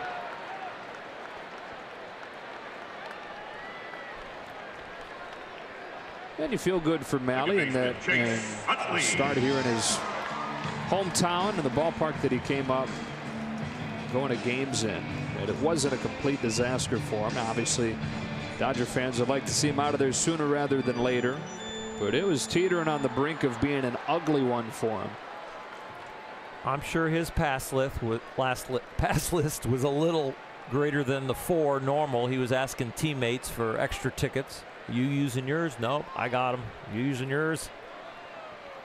Misses for the first one to Utley. What's the most you ever put aside for a game? Oh, wow. I don't know. You know, I didn't really have a hometown. Probably more playoff games in World Series than anything. 15 or 20 for those. Takes a dent out of your playoff check. You want to write a check for those playoff tickets? No, just take them out of my playoff check, because we don't know how far we're going to go. And you know, as fans, if you had a playoff ticket that we didn't get to, you get to turn it back in, usually to Bank of America, and get your money back for that one that you paid up front. Which, when you go all the way, like an 88 that we're going to celebrate this weekend, it gets pretty hefty. All the relatives want to come to the games, and you're footing the bill through it, but it's great. It's a great experience, and if you're going all the way, big deal. On a 2-1 pitch, Chase Utley takes ball 3. Yeah, those tickets, players get tickets, but they don't just get them for free. No, Major League Baseball owns the playoff stadium, so even though it's a home game for the Dodgers, Major League Baseball is in charge of the stadium, and that's a little different for friends and family to hear when you go, well, I'll see who else requests, because now you've got to evaluate. Utley hits it hard, but Votto is there, and Malley with a nice finish to his outing, retiring what will likely be the final 7 men that he faces.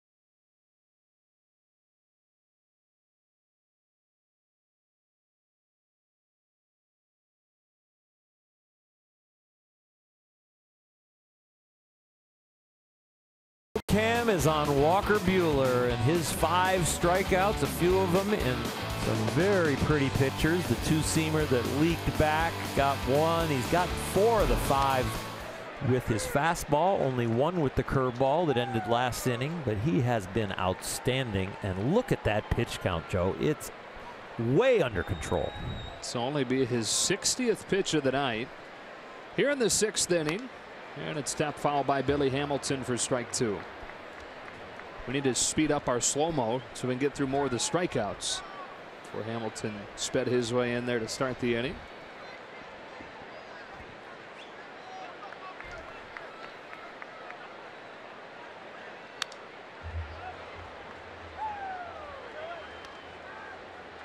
Oh.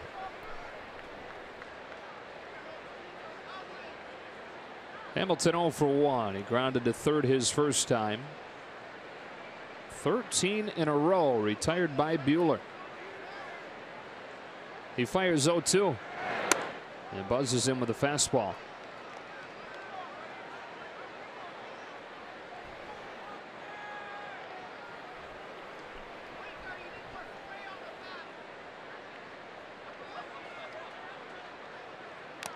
Fouled into the glove, strike 3. Well, fans, watch every out-of-market regular season game live or on demand at home, in the office, or on the go with MLB.tv. Your subscription includes MLB at Bat Premium, allowing you to watch live baseball on your favorite supported devices. Blackout and other restrictions apply. Visit MLB.tv for details. Joe Davis, Or Hershiser, Alana Rizzo here at Dodger Stadium. The first of 4 with the Dodgers and Reds facing off. And on a Chase Utley first inning single, the Dodgers have the 1-0 lead. Curveball over for a strike on the leadoff man, Jesse Winker. Made his debut last season, put up good numbers. On his first opening day roster, here's a 24-year-old. Like Buehler, former first-round pick. While Buehler was out of college, Winker came from high school in Florida and signed with the Reds instead of going to Florida where he had committed.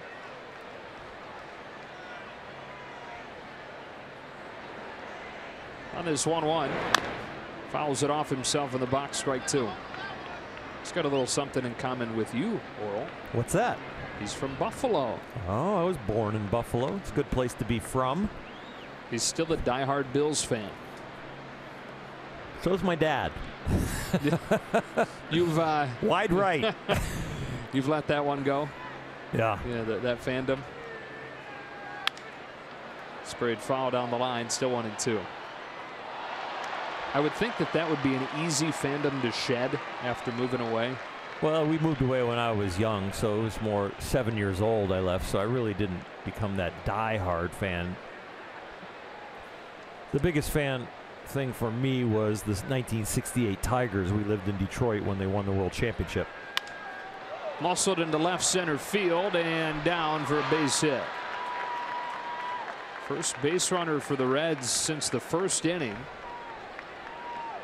As Jesse Winker snaps an 0 for 17 slide. You said you moved from Buffalo when you were 7? Right around there, yep. It's the same age Winker moved. Family moved down to Florida. We must have been really whining to our parents saying, what are these winters? Let's move. But then, you know, they moved me to Detroit. Yeah, they moved him to the sunshine. When my parents retired to Florida, I'm like, why did you raise us up there and now you're coming to the weather? Could you find a job down here? Strike 1 on Adam Duvall.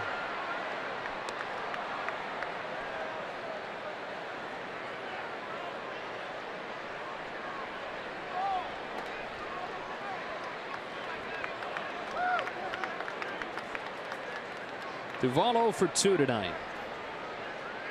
Strikeouts in both his trips up there. 2 of the 6 that Buehler has. It's a fastball by him for strike 2.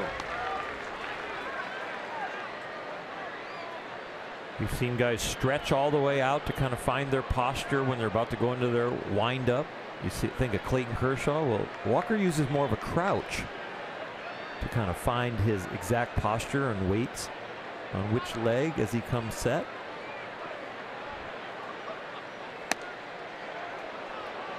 It's like you take a stance before you hit a golf shot and then you have your waggle. The same thing is the feeling a pitcher has before he makes a pitch. He's got his pre-shot or pre-pitch routine.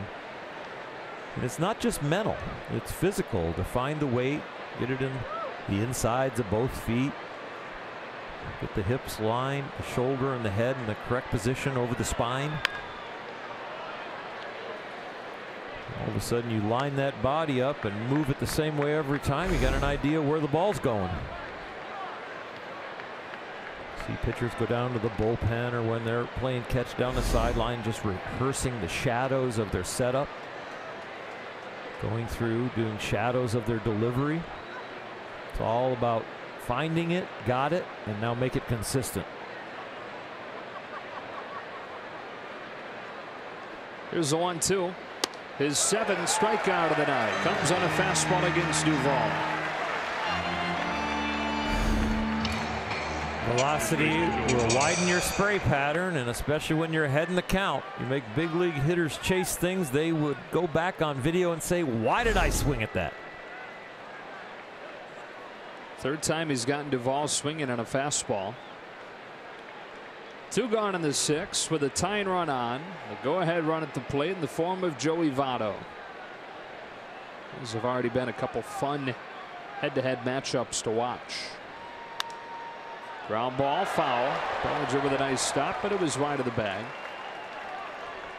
Got the precocious, well-studied pitcher on the mound and the intimidating veteran in the box.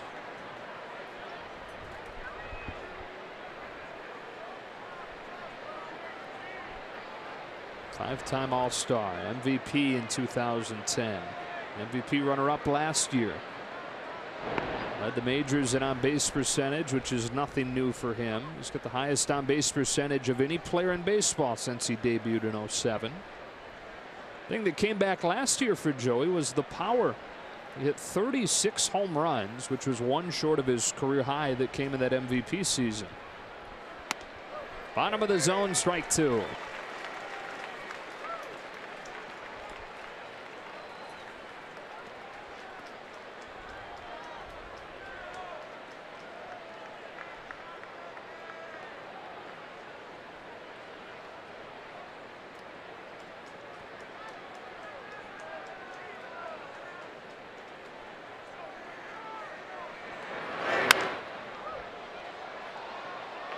Joey always has one little idiosyncrasy every year that kind of locks him into it's time to hit. I remember years past he used to put his bat straight up and down and rest his head on the bat and then get up and get ready to hit. Now it looks like he kind of steps across the plate.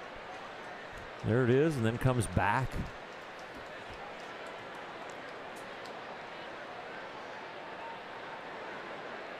Chokes way up with 2 strikes and checks his swing on ball 1. What an eye. I mean, just an amazing running changeup slash fastball or 2-seamer. I cannot tell you because Walker's throwing at 92 and sometimes his changeup is 90. But for him, this is strike like 80% of the way and then just barely misses, and it's a check swing and it's a ball. So now 1-2. Stays alive at 97.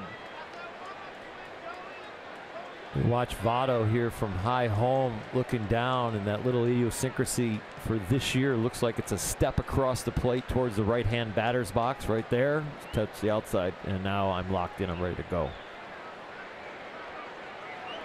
Maybe it'll be the lotus position next year. I'm squatting way down there with 2 strikes. Time is called. He's showing respect for Walker's stuff. He has hit from a crouch stance most of his career, but this is deeper than most for him to get his eyes close to the strike zone. And you know he is really shortening up. Check swing on that tough pitch away that was just off the plate, and then barely even starting the bat with the 4-seamer in on his hands after that. He's just trying to punch it. Breaking ball, and he fouls that one too. He had enough time to have a full swing at that one because it was an off-speed pitch, but way out in front. He has always studied Ted Williams. Borderline obsession with him. He said when he was a kid, it was like Ted Williams was a superhero to him.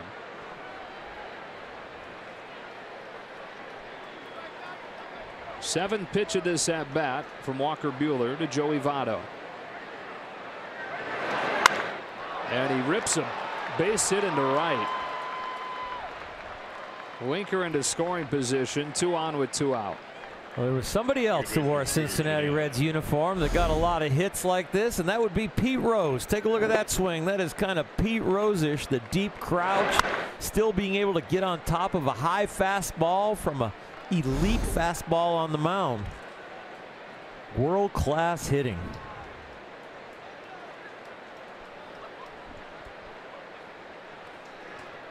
So runner in scoring position for the first time since the first inning against Buehler. And it's Scooter Gennett, who's 1 for 2.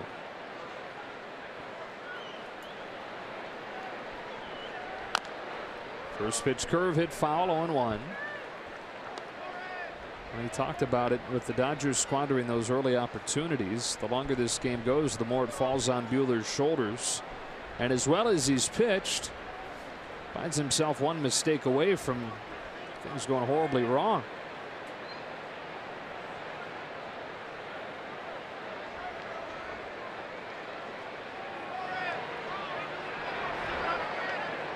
Home with an 0-1. Back-to-back curves. This one misses. The pitcher's duel where one offense had a machine gun but only had one bullet hit, and the other offense has a pop gun, and they're still got a chance to tie it up. Actually out hitting the Dodgers in this game, 4-3. 2 hits in the first and then 2 more here in the 6th.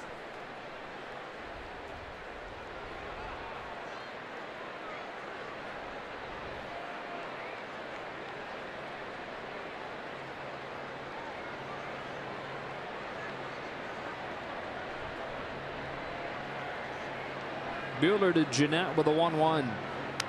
Fouled it back, 1-2. Well, he's shown him the curve and it was fouled off. He's shown him the fastball up that was not a strike, but he swung at it. So he knows he's got the bat in motion. I don't think he needs to throw him a strike here, and probably doesn't need to throw him a strike if he takes and it's 2-2. He's in swing mode. Make something look like a strike, end up a ball. Get him to chase.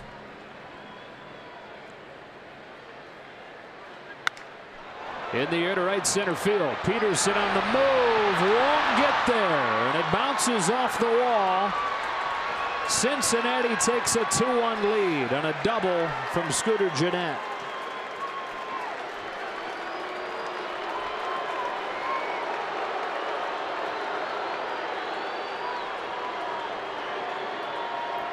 You said it, Joe. He is very close to having one mistake really ruin a pristine outing, and the mistake is a 1-2 slider that's up.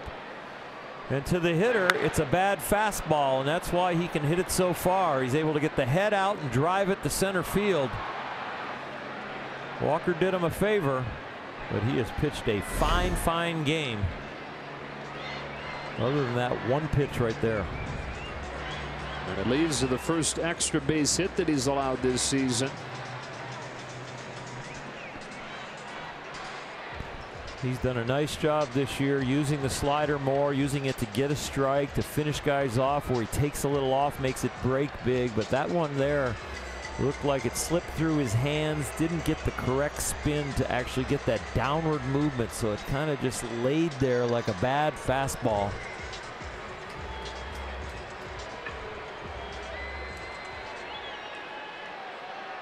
Gennett makes him pay.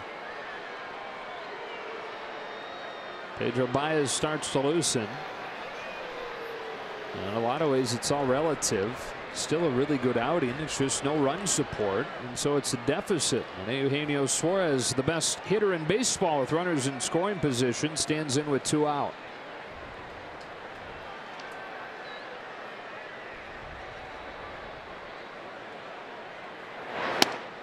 Down and away, ball 1. You can't say enough about Joey Votto's at bat that set the table for that mistake. And those two hitters, Votto and Jeanette, are 4 for 6 tonight. The rest of the team is 1 for 16.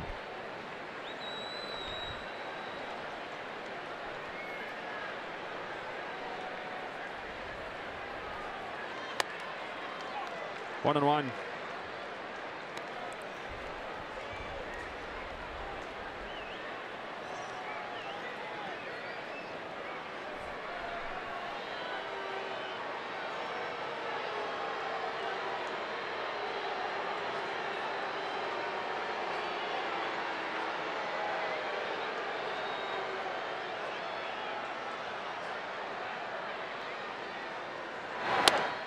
It's ball 2 on Suarez, who has driven in 17 in his last 10 games.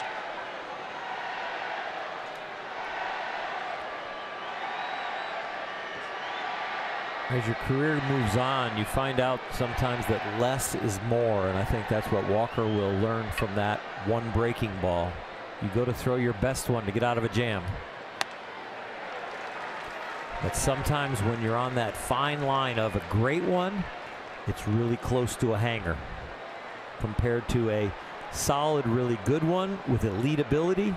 That one's good enough.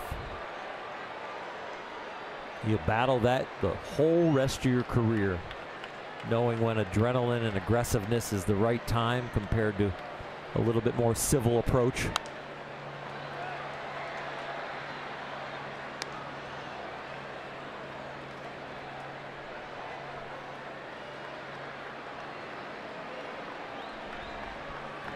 But that edge that he has had to walk is because of the failure of the offense in their key situations. But somehow Tyler Mahle is now in position to win this game after throwing more than 60 pitches over the first 2 innings.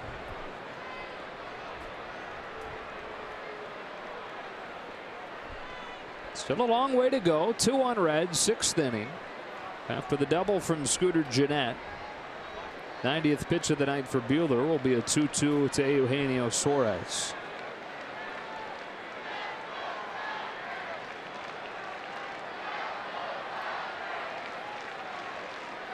Here it comes.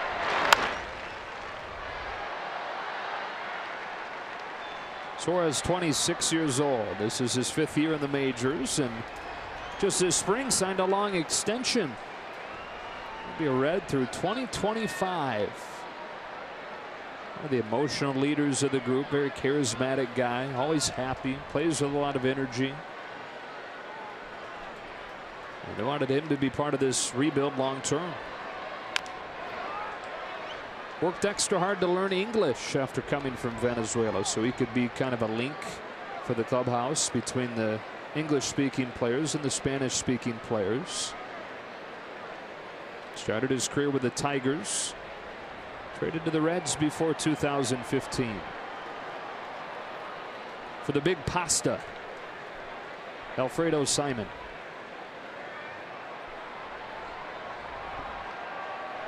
On the 8th pitch from Walker Buehler, he takes ball 3. All the Reds' hits this inning have come with 2 strikes, so Walker having a little bit of an issue putting people away.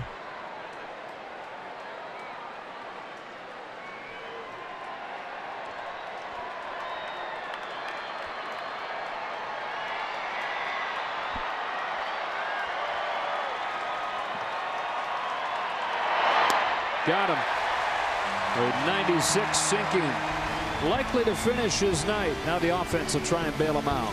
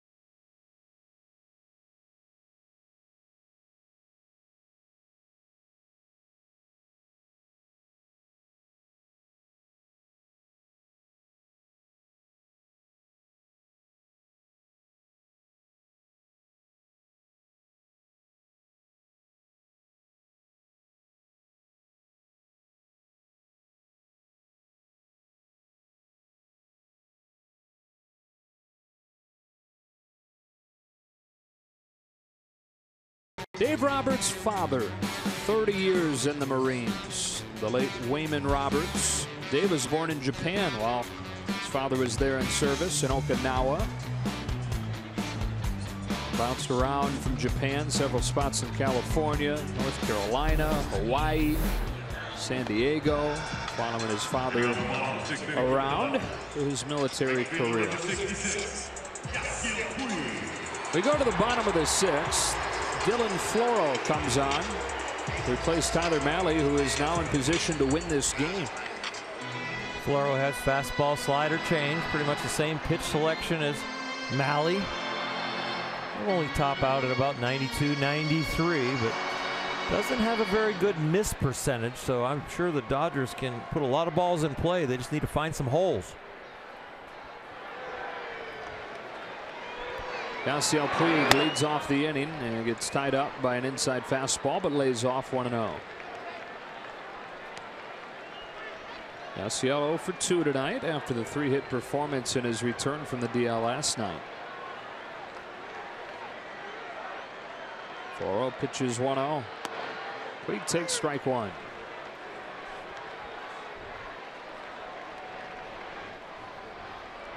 Tough pill to swallow.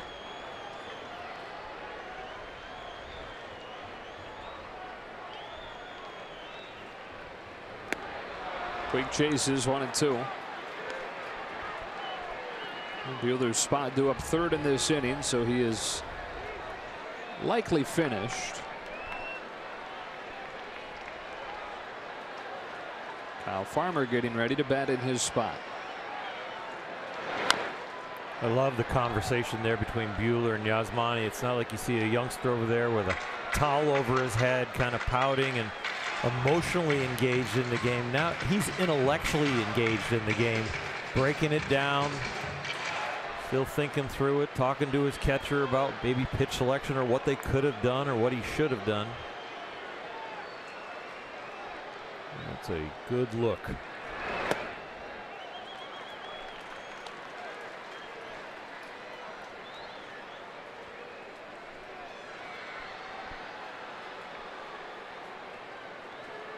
Well, the Dodgers, who stranded 8 through the first 3 innings, looking for their first base runner since the 3rd now. Puig's worked it full. Baez, it appears, will handle the 7th.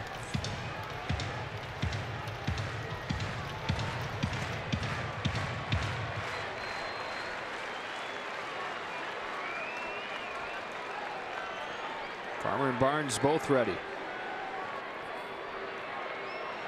Puig starting the 6th with a strikeout.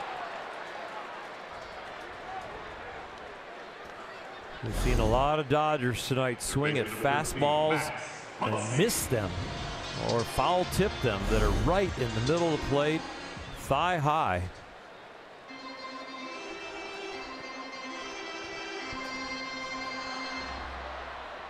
Here comes Muncy, who's reached both times.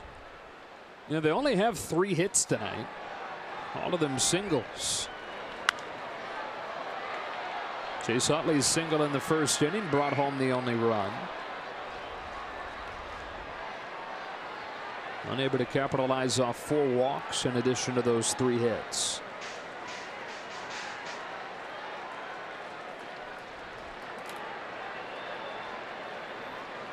Bad offense is a long night. Bad pitching is a long year. If the Dodgers can get the pitching squared away, especially the bullpen, the starters seem to be coming around. But of course, the health in the rotation is not good. But the start by Walker Buehler tonight was good.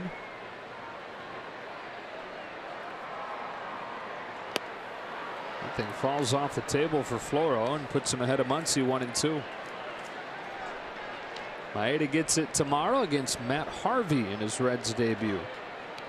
Then Homer Bailey and Ross Stripling on Saturday. Luis Castillo, Rich Hill Sunday.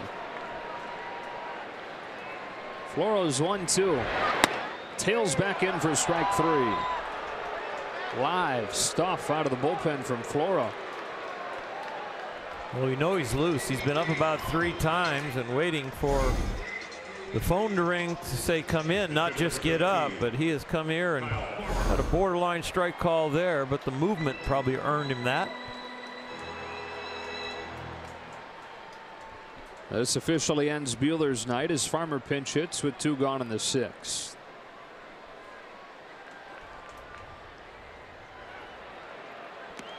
One and all.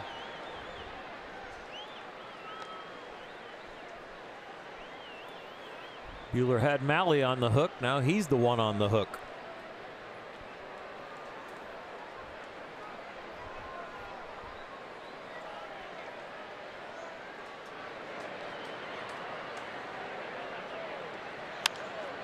Farmer hits a fly ball down the line to left. Long way to go to the corner for Duvall, who makes the catch. Feet in front of the wall. Farmer just misses tying this game on what would have been his first career home run. Instead to the 7th, with the Reds still in front by that much.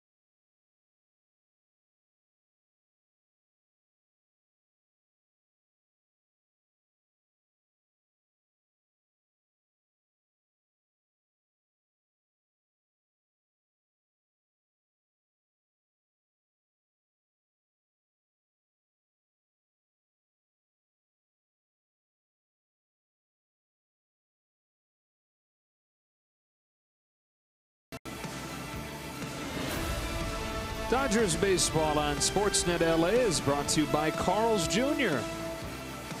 and by Nissan. Choose Nissan today for great offers on our most exciting lineup ever.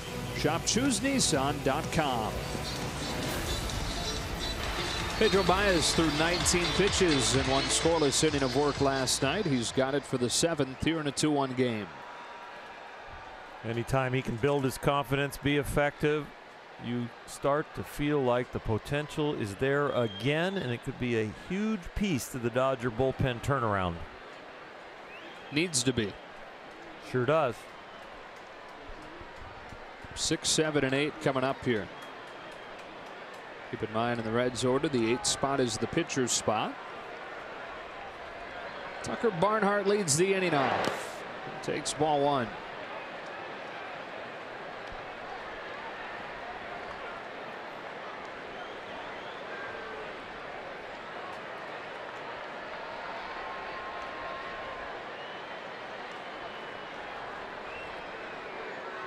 Baez, the 30-year-old out of the Dominican Republic, firing 1-0 and missing away 2 balls, no strikes.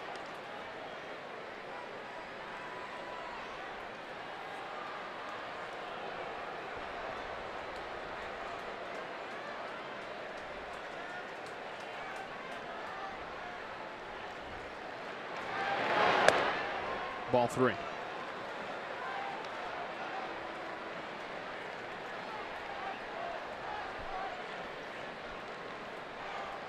One of the other positives to Buehler's outing was it's the first start of the 4 in his big league career that he hasn't walked a man, and he struck out 8.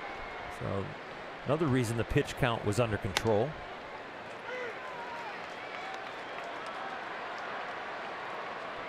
Take away the Hall of Fame at bat by Joey Votto and the 1-2 up slider. It was his best outing of his career, other than the start of course, the last outing, the combined no-hitter in Monterey. Ripped to deep right field, sending Puig back. He'll turn and watch it one hop off the wall. Barnhart starts the 7th with a double against Baez.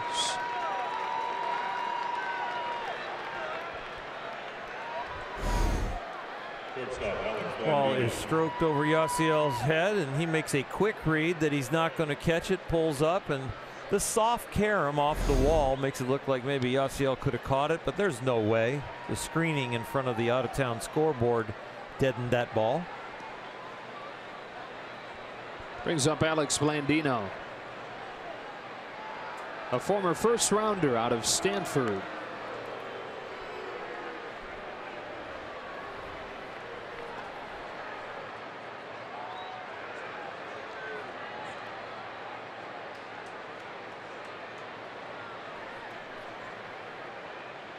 Squares around a bunt, lays it down foul, and it's 0-1.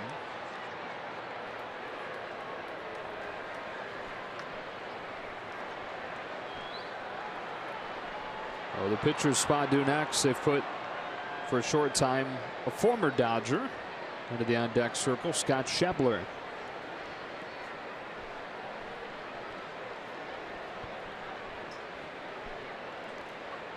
Blandino trying to get Barnhart to third for Schebler. Reds looking for insurance in the 7th. Baez home with an 0-1. Off of the glove of Grandal, but the runner will hold. Yasmani got crossed up. I was kind of shaking my head that he didn't catch that ball, but now that he's out there talking to Pedro, I know why.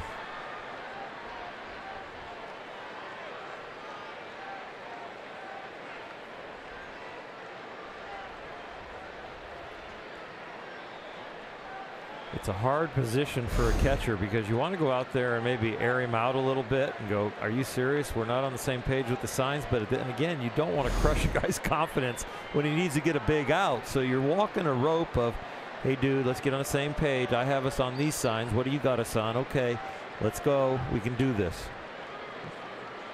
It's kind of stuff that requires like some marriage counseling. You definitely have to be a shrink when you're a catcher.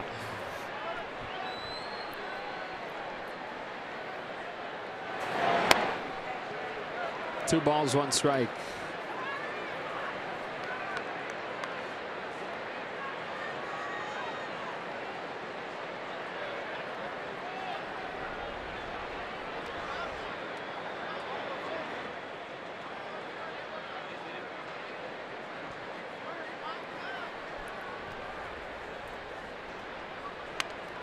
Able to lay down a high pitch. Baez fields it, throws to first to get him. Very aggressive play by Pedro Baez. Up to third goes Barnhart, 1 away.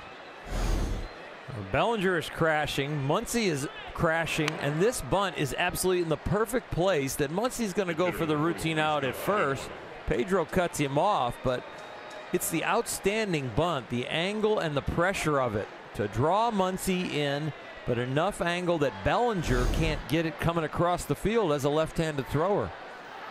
If Belly gets it anyway, Muncy had to say, I got to come get this, so there wouldn't have been anybody home at third. So it was just an outstanding bunt. A man at third with 1 out for Scott Schebler, who made his big league debut with these Dodgers. Fouls off the first pitch that he sees.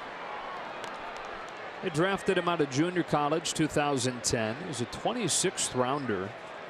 So by that status, he beat the odds to make it to the bigs.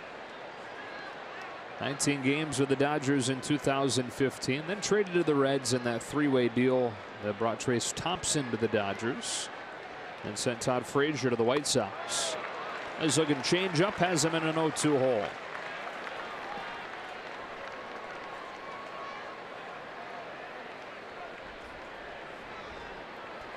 With the Dodger infield in and 3 guys on the right side, I love that changeup.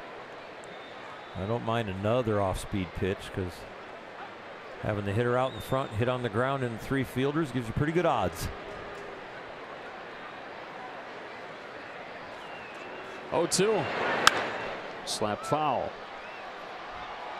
If you are going to throw the heater, put it in a place like that where he can't keep it in fair territory, because a heater down, slap to the left side, it is Mack truck. Good drive through that side of the diamond.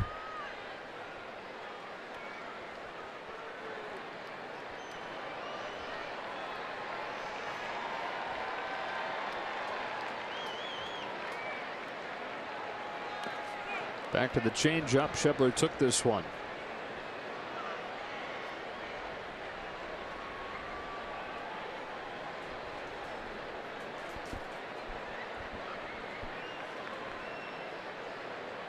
The pitching and the defense working in concert.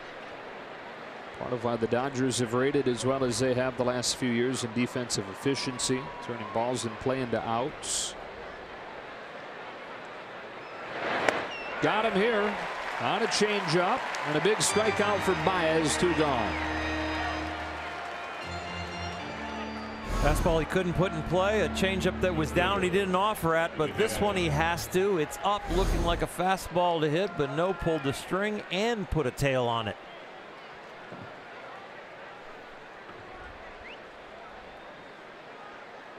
And so at 2 out, it's up to the 9-hitter Billy Hamilton. 0 for 2 in this one. Swinging a hotter bat the last week or so. First pitch is low, 1-0. Yeah, I mentioned the Dodgers being very good in defensive efficiency in recent years. That's another spot that has fallen off this year.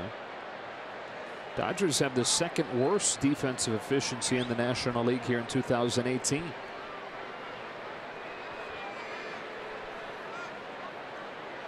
On a 1-0. Shows bunt, takes ball 2. Dodgers showing a lot of respect for Hamilton's speed. Muncy in close at third. Taylor a little deep maybe for me. If he squeaks a little flicker past Muncy, Taylor's going to have to use his speed and be able to exchange that ball from glove to hand quickly to get Hamilton.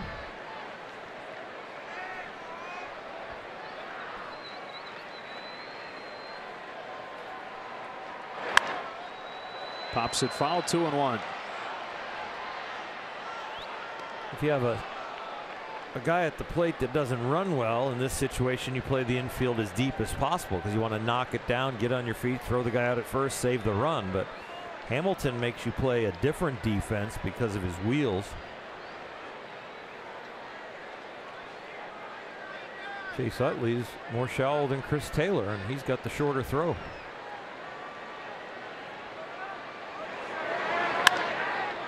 Another fly ball down the line. That'll reach the seats, and Baez a strike away from getting out of an inning that began with a double.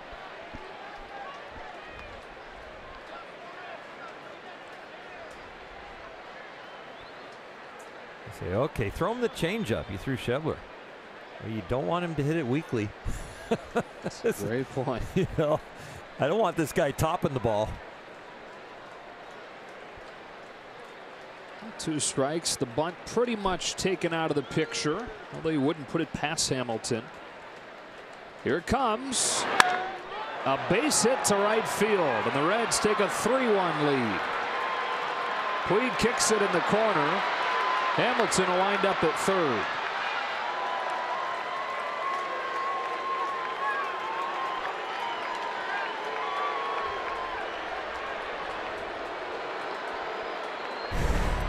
This will be an Arco top-tier play, and a fastball that Hamilton does catch up to.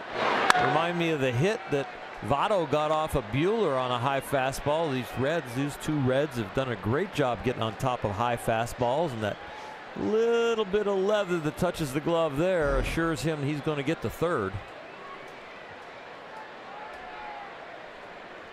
And it is ruled a triple. So the Reds lead at 3-1, and back to the top of the order in Jesse Winker.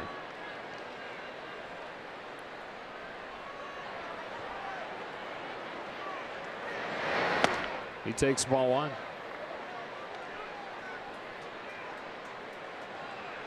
After 5 shutout innings from Walker Buehler, he gives up 2 in the 6th on a 2-out double from Scooter Gennett. They had 1 here in the 7th against Baez on a 2-out triple from Hamilton.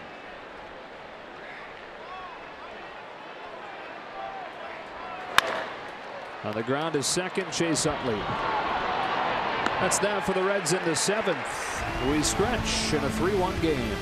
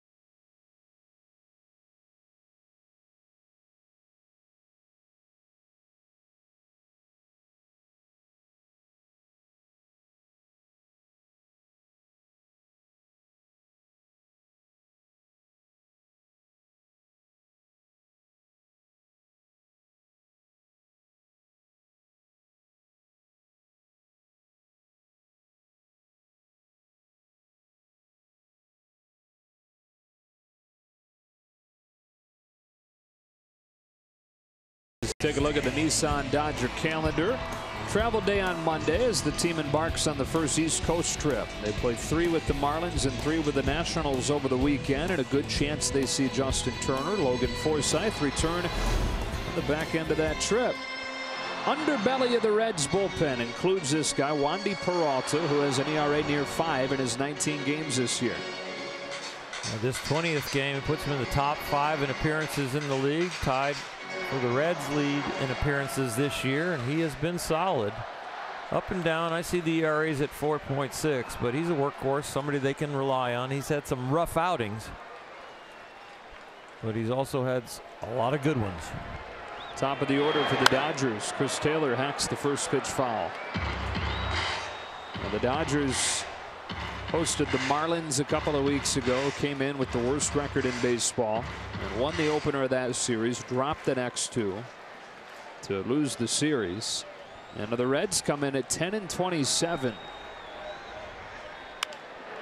Yanked softly to short and caught by Blandino. And 10-27 is by far at this point the worst record in the NL, but a 3-1 lead for the Reds in the bottom of the 7th.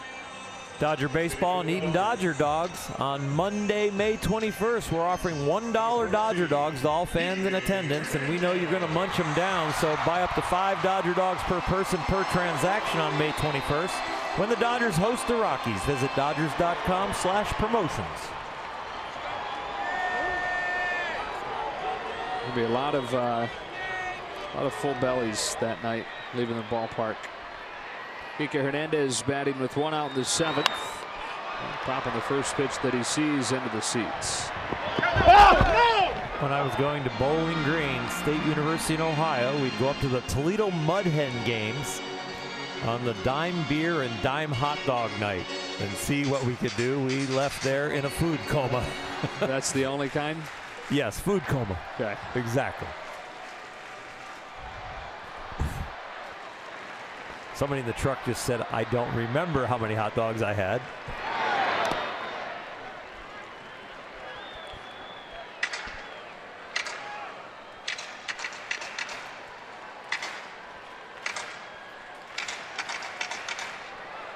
Hernandez, one of the big swings on the homestand, even though it came in a loss. Tied the game in the 9th inning against Brad Boxberger on Tuesday night. Behind 1-2.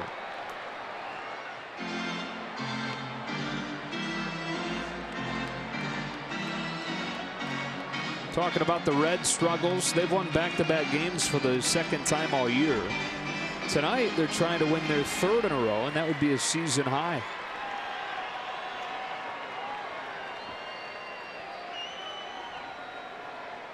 Peralta's 1-2 by the hands. Scatters Hernandez out of the box, 2-2.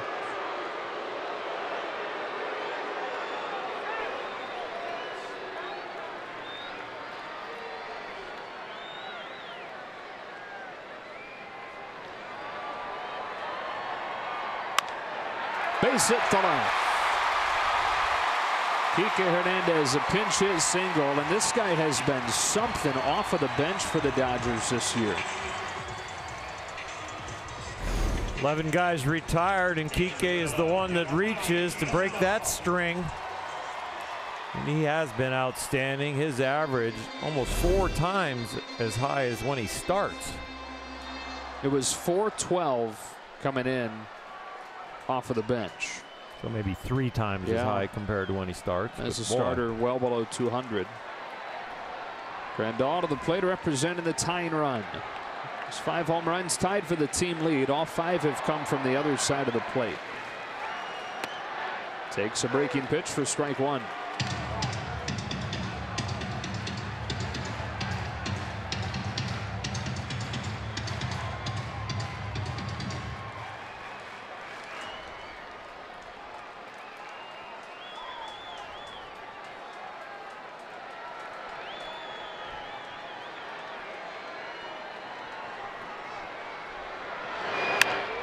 Rolled to short.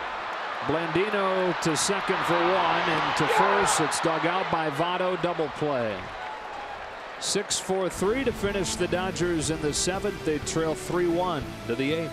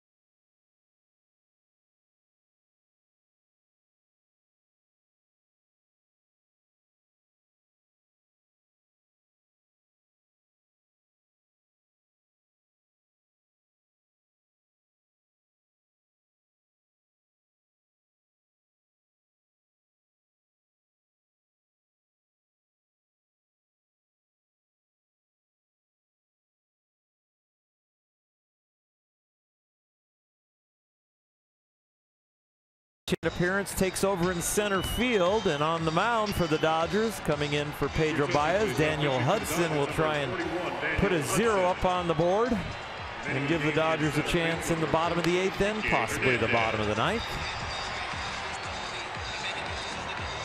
Leading off the 8th inning, left fielder number 23. And for Hudson, he's had a couple of flashes of being really good with the Dodgers, but a couple of not so good outings that have those numbers. There's only a limited sample, skewed very poorly. His last outing, a couple of strikeouts, went 1-2-3 against Arizona Tuesday night. Here's Duvall to lead the inning off, 2, 3, and 4.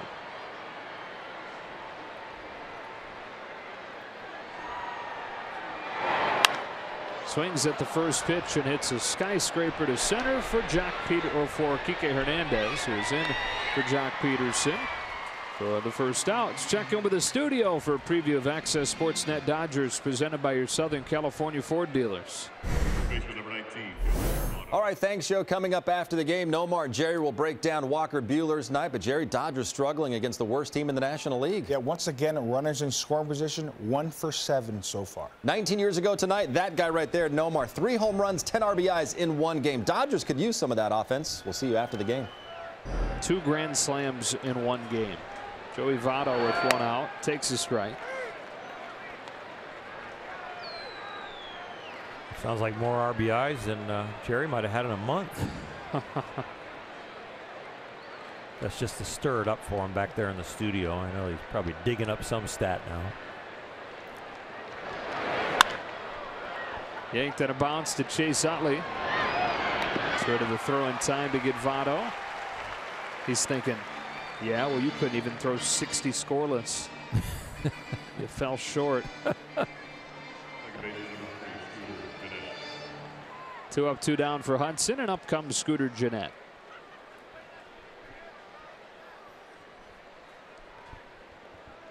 As the big swing in this one. 2-run, 2-out double against Buehler in the 6th to take the Reds from down 1-0 to up 2-1. We kid Jerry, but we love him. And he had a very, very nice big league career, even though he is a self-proclaimed super utility guy. Gennett in the air to deep right field. Puig watches this one fly into the bullpen, and it's 4-1.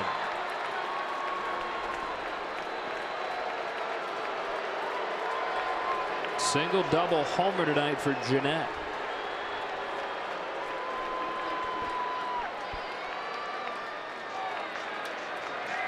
Third baseman number 7, Eugenio Suarez. Breaking ball down and in. A lot of lefties. That's a sweet spot.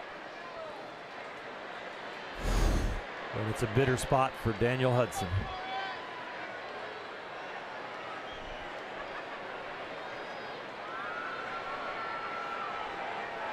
Suarez now.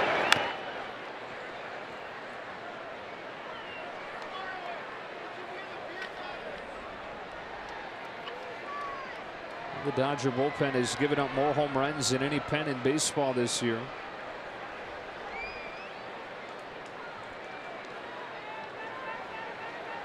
Well, much of the team has been inconsistent. The biggest sore spot has been that bullpen when you're looking at the full body of work. It was the best in baseball by many measures last year. That, of course, makes life and the manager a little bit more comfortable to live.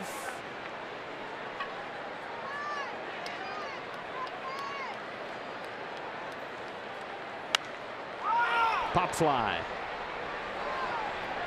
Bellinger calling off Utley, and that's the inning. Reds add 1 and a home run from Gennett to the bottom of the 8th, 4-1.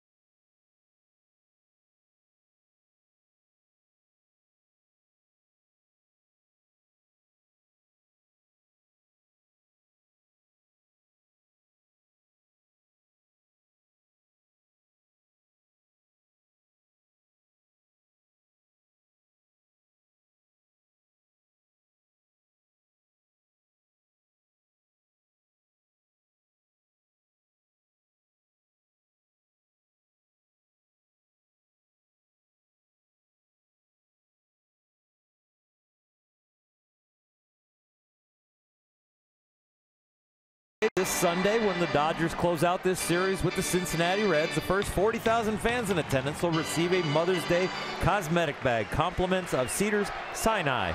Visit Dodgers.com/promotions.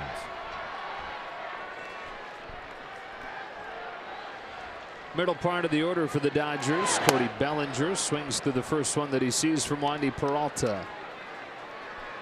Dodgers got their lone run in the first inning tonight. Reds getting 2 in the 6th, 1 in the 7th, and 1 in the 8th. And the Dodgers trying to make it back-to-back comebacks after the come from behind 6-3 win last night. Where's that magic going to come from? When's that magic going to come? He spoiled the team, spoiled the city last year. It's a lazy pop fly to right. And put away by Winker.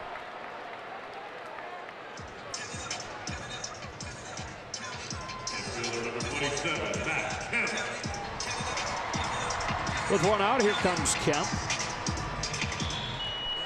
Peralta trying to bridge things right to their closer, Raisel Iglesias, who is very good.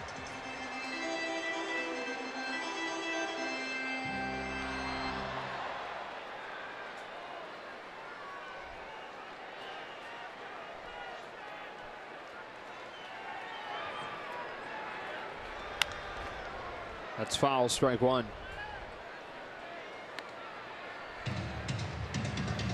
I was listening to talk radio the other day, and Petros and Money were deciding that the way to get the Dodgers out of a slump is to pull the lineup and the batting order out of a hat and have Dave Roberts coach third base like Tommy Lasorda used to when the Dodgers were slumping. I don't think they're going to resort to that, but you never know.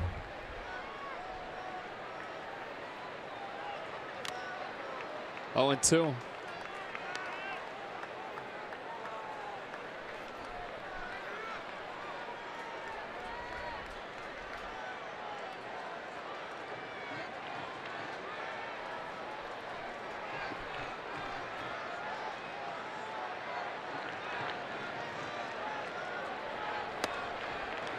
Takes off on Peralta.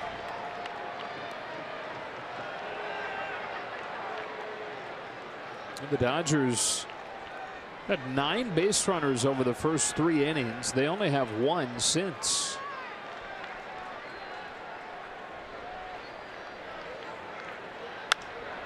Kemp carves it out in the air to right. Winker on the move will get there in the corner. 2 gone.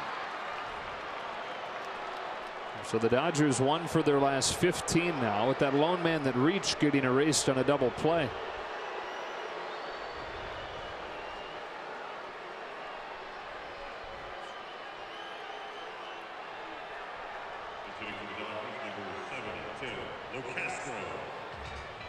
Not sure if Winker played a trick with a crowd there or what, but I'm hearing some boos out of that right field corner in the right field pavilion.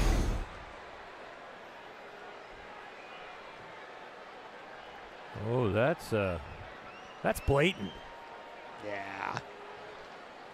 Channeling his teammate Joey Votto. She doesn't deserve that. Jesse just having fun. Double switch coming up here. Jim Riggleman, the manager, brings Jose Peraza into the game, and they'll bring his closer in as well, Raisel Iglesias, in a 4-1 game in the 8th.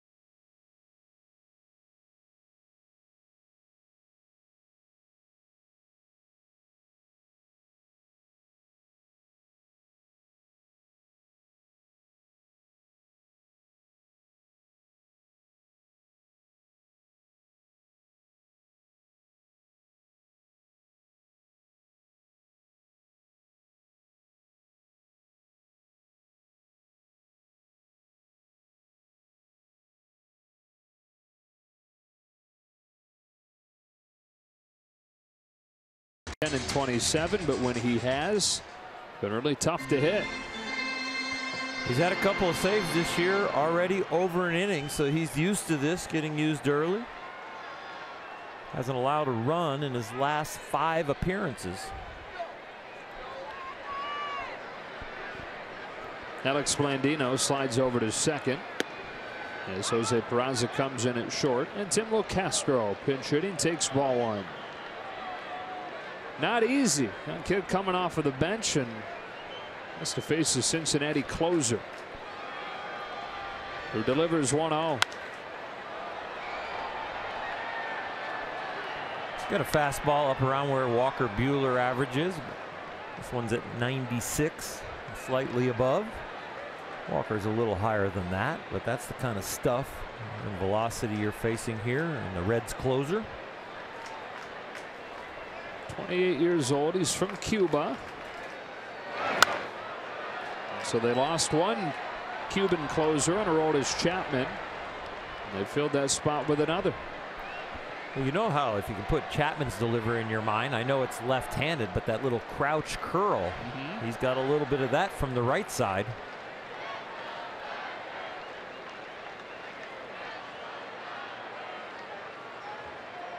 The 1-2.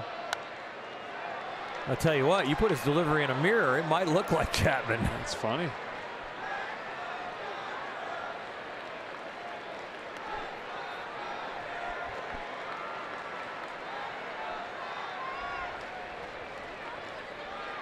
And there are some bad feelings about that deal that sent Aroldis Chapman to the Yankees. The return they got, good take by Locastro, 2-2. Got back 4 prospects, and none of them have turned into big-time players. Rookie Davis was kind of the key guy, but he had off-season shoulder surgery or hip surgery.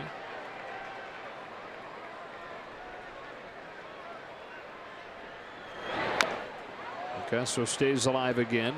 Davis made his debut last year, had an ERA above 8, but he was supposed to be the key guy in the deal. And then the salt in the wound of the whole thing was what the Yankees were able to do, turning him around, trading him to the Cubs, getting Gleyber Torres, who is now in the majors.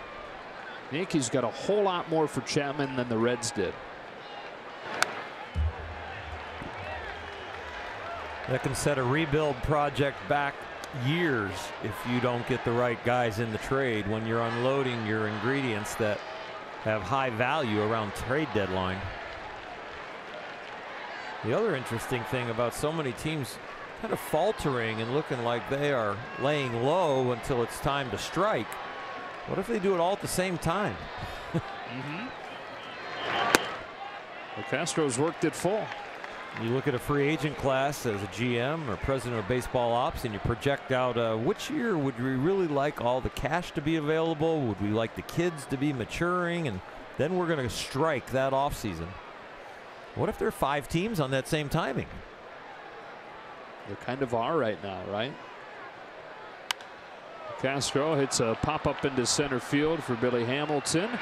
Yeah, that does it for the Dodgers in the 8th, despite a long battle from Locastro against Iglesias.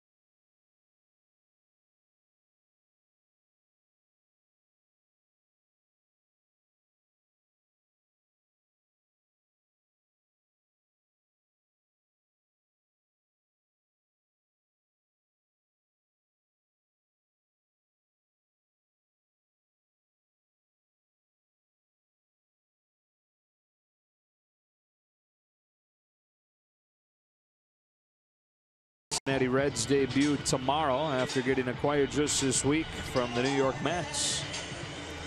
It's going to be an interesting place for him to pitch. He's going to like Dodger Stadium a lot more than his home ballpark, where he's trying to get his arm strength back and stay away from some of the long balls and extra base hits. But we'll see what he's got tomorrow. Matt was actually in Los Angeles trying to keep the arm fresh when the word of the trade came down. Tim Locastro, after pinch hitting, remains in the game in center field. So does Hernandez, sliding to second. Chase Utley comes out. Josh Fields to pitch the top of the ninth.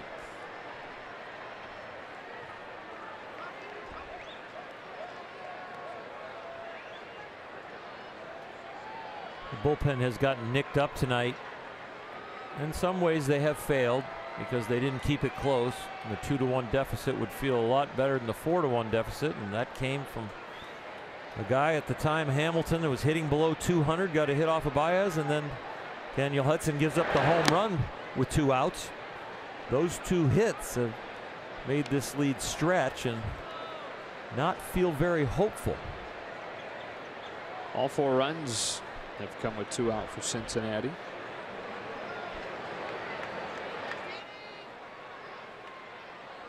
Barnhart, Blandino, and Peraza against Fields here in the ninth. Here's his 1-0. That's a strike, 1-1.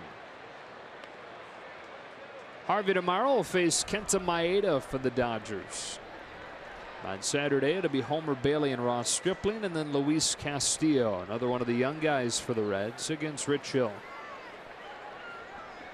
There's Kenta. Fields gets a fastball by Barnhart, 1-2. Kenta looked cold. Jacket on, like, I guess it is, what, down to low 60s at this point.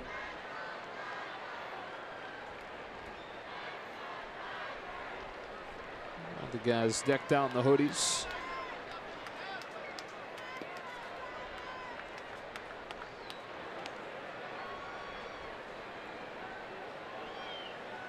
Tucker Barnhart from Indiana. Brownsburg High School.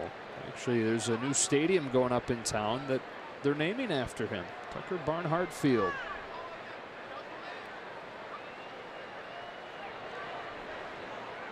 '27-year-old in his 5th year stays alive, following off 96. 3rd year as the primary catcher. Devin Mesoraco, who's the guy that the Reds traded for Matt Harvey, he was a really highly touted guy a few years back before injuries derailed him. That opened the door for Barnhart to get more time. And he's gone from being a fill-in to the long-term guy at catcher. In fact, just signed an extension last September. Waiting in the shift is Hernandez. He juggles and throws late.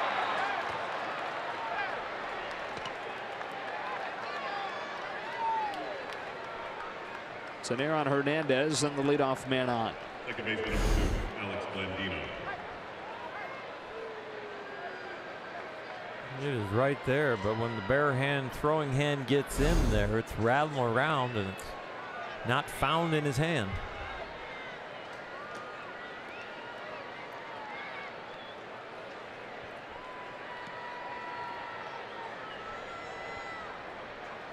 Here's Blandino.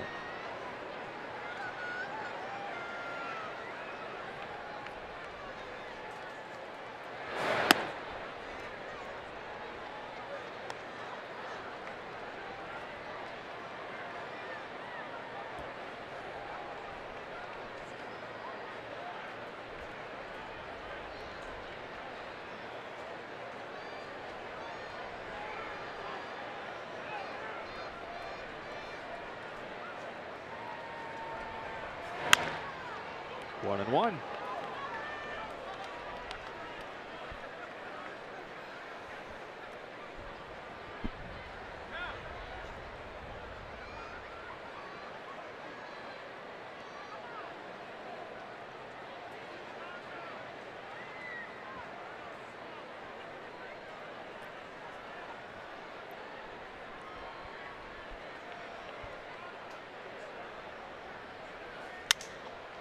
Crack bat fly ball into center field. LeCastro's got it. Blandino the first out of the ninth.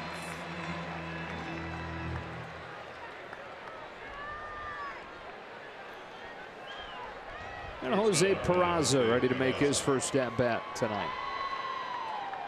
Another former Dodger. Debuted when he was 21 years old with LA, 2015, with a handful of games, and in his very first at bat, tripled against Gio Gonzalez.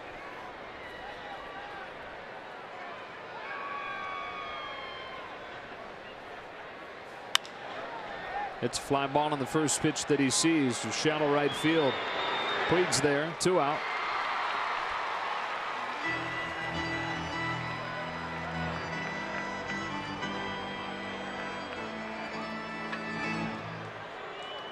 And now Billy Hamilton. Number 6, Billy Hamilton. Billy admitted that early this season, and these are his words, I wasn't ready to hit. Just didn't feel right when he'd get in the box. Lately, though, he says he's ready every time. Can't wait to get in there and feels locked in as soon as he does. Came after some video work, identifying some issues mechanically. Noticed on video that his back elbow had been flying up right before the start of his swing. So he started doing a drill where he'd roll up a towel and pin it between his arm and his side. First pitch that he took doing that drill, drilled a line drive, and the hitting coach Don Long told him that towel's going to be your best friend this year. Maybe you should name it. What's a good name for a towel?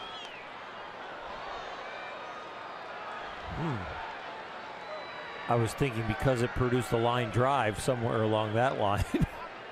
Yeah. But I don't know.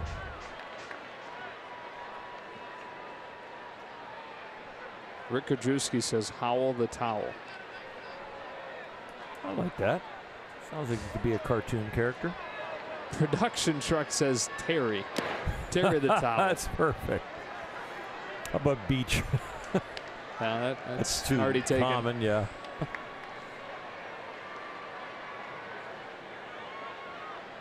You were telling the story, and I watched his first swing, and it looked like the elbow went up, though. He needs Terry. Or Howell.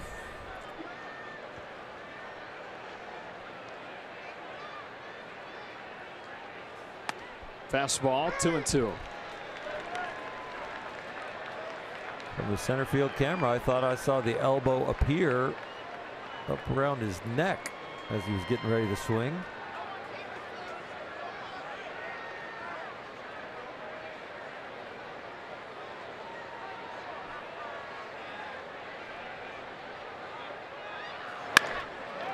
Swats one to left field, his second hit of the night.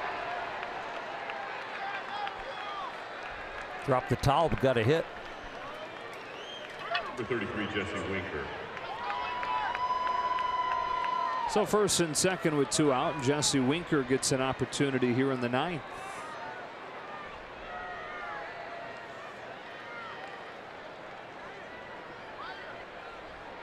Jesse has an older brother named Joe, who is a Dodger draft pick in 2011 and spent a few years in the Dodger minor league system.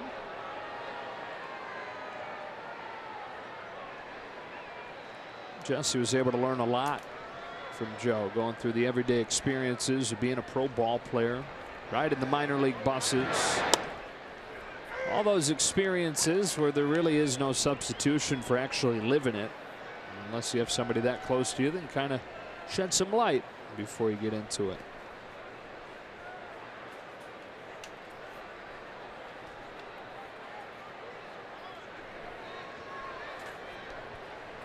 Field started him with a curve, now a fastball, and it's 1-1. And when you have that veteran guy or somebody in your family that has gone through it before, it helps you because you recognize the situations quicker and you learn the lessons when they happen to you quicker.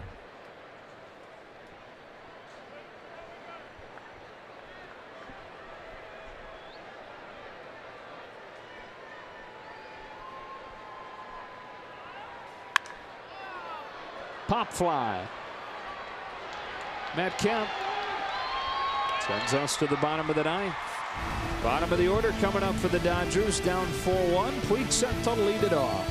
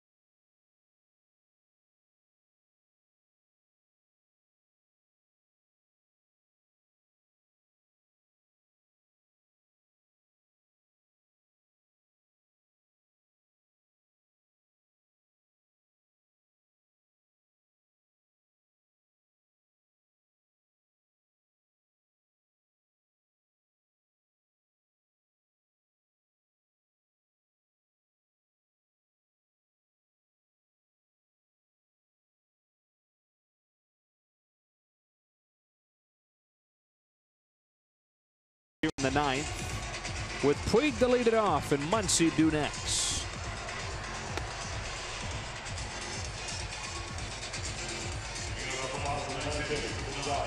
Set the table, clear the table. Still within a manager's nervous area. You're not up by a grand slam. You're only up by 3. And Iglesias, who threw 2 innings yesterday, albeit on only 19 pitches, trying to go multiple innings again.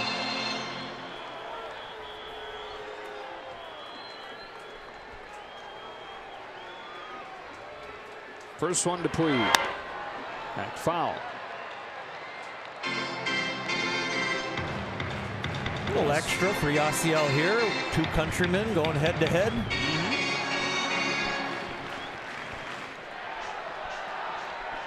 Yasiel tonight 0 for 3 after the 3-hit game last night. Takes the ball 1-1.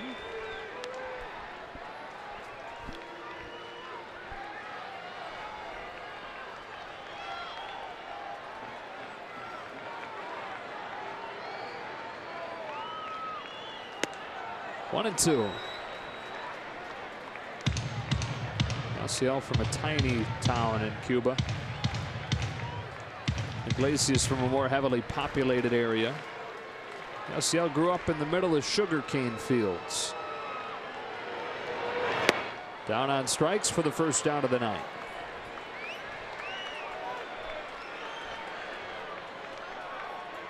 Only 1 base runner oral for the Dodgers since the 3rd inning, when it seemed like everybody was reaching, just nobody was coming across.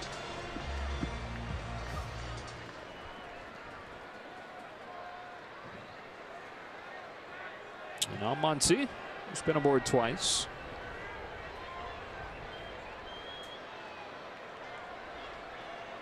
Strike 1. Culturally in the big leagues, when you lose a game, there's what is known as mourning the loss, where the locker room is considered to be quiet. Shower area, the training room, everybody's kind of thinking through what happened, going about their work. We're getting ready to go home, but there's definitely a silence that usually is not broken for a while. And this one is easy to mourn if that's what happens, because there's a lot to regret.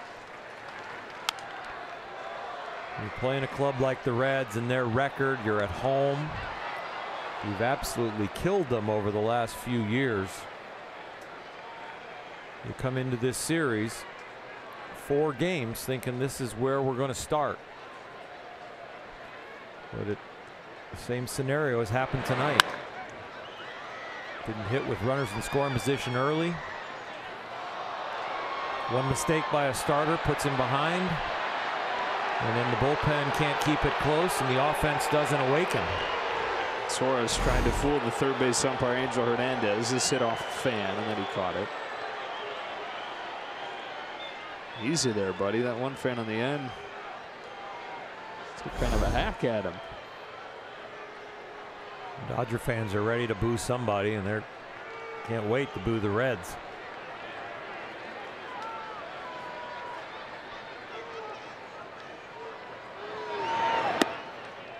Once he takes low, count evens 2-2.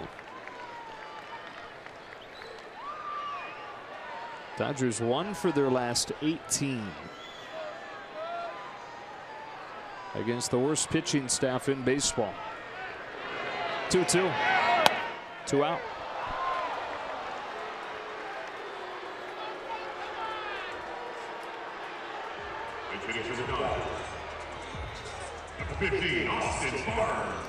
And the last position player Dave Roberts has off his bench is Barnes. He hits here in the pitcher's spot.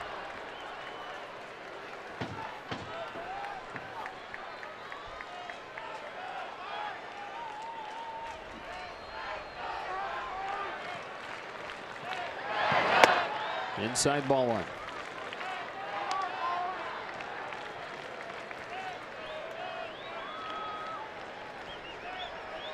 He doesn't throw 103, but it sure is a right-handed Chapman.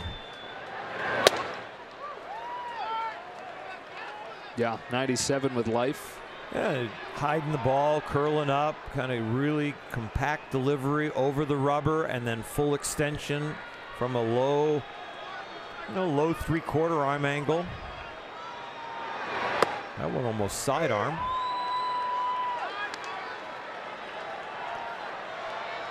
A little more aggressive, not as slow as far as getting ready to pitch in between pitches. Chapman seems a little more thoughtful.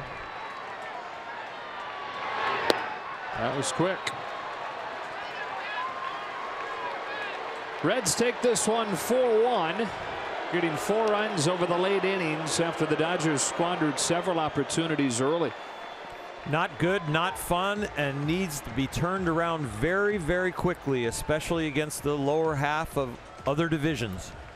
Time for the Lexus player of the game. It is Scooter Gennett, goes 3 for 4 with a home run and the key 2-run double to flip the script on Walker Buehler. It was 1-0 in the 6th, and then he came through with that 2-run double to give the Reds the lead, which they would not give back. Dodgers go 1 for their last 20 in this one. They'll try to get the offense going in Game 2 tomorrow against Matt Harvey in his Cincinnati Reds debut. It's Kenta Maeda countering for the Dodgers. For Orr Hershiser, Alana Rizzo, and the rest of our crew, Joe Davis saying so long from Dodger Stadium. Stay tuned. Access Sportsnet Dodgers, presented by your Southern California Ford dealers, starts now.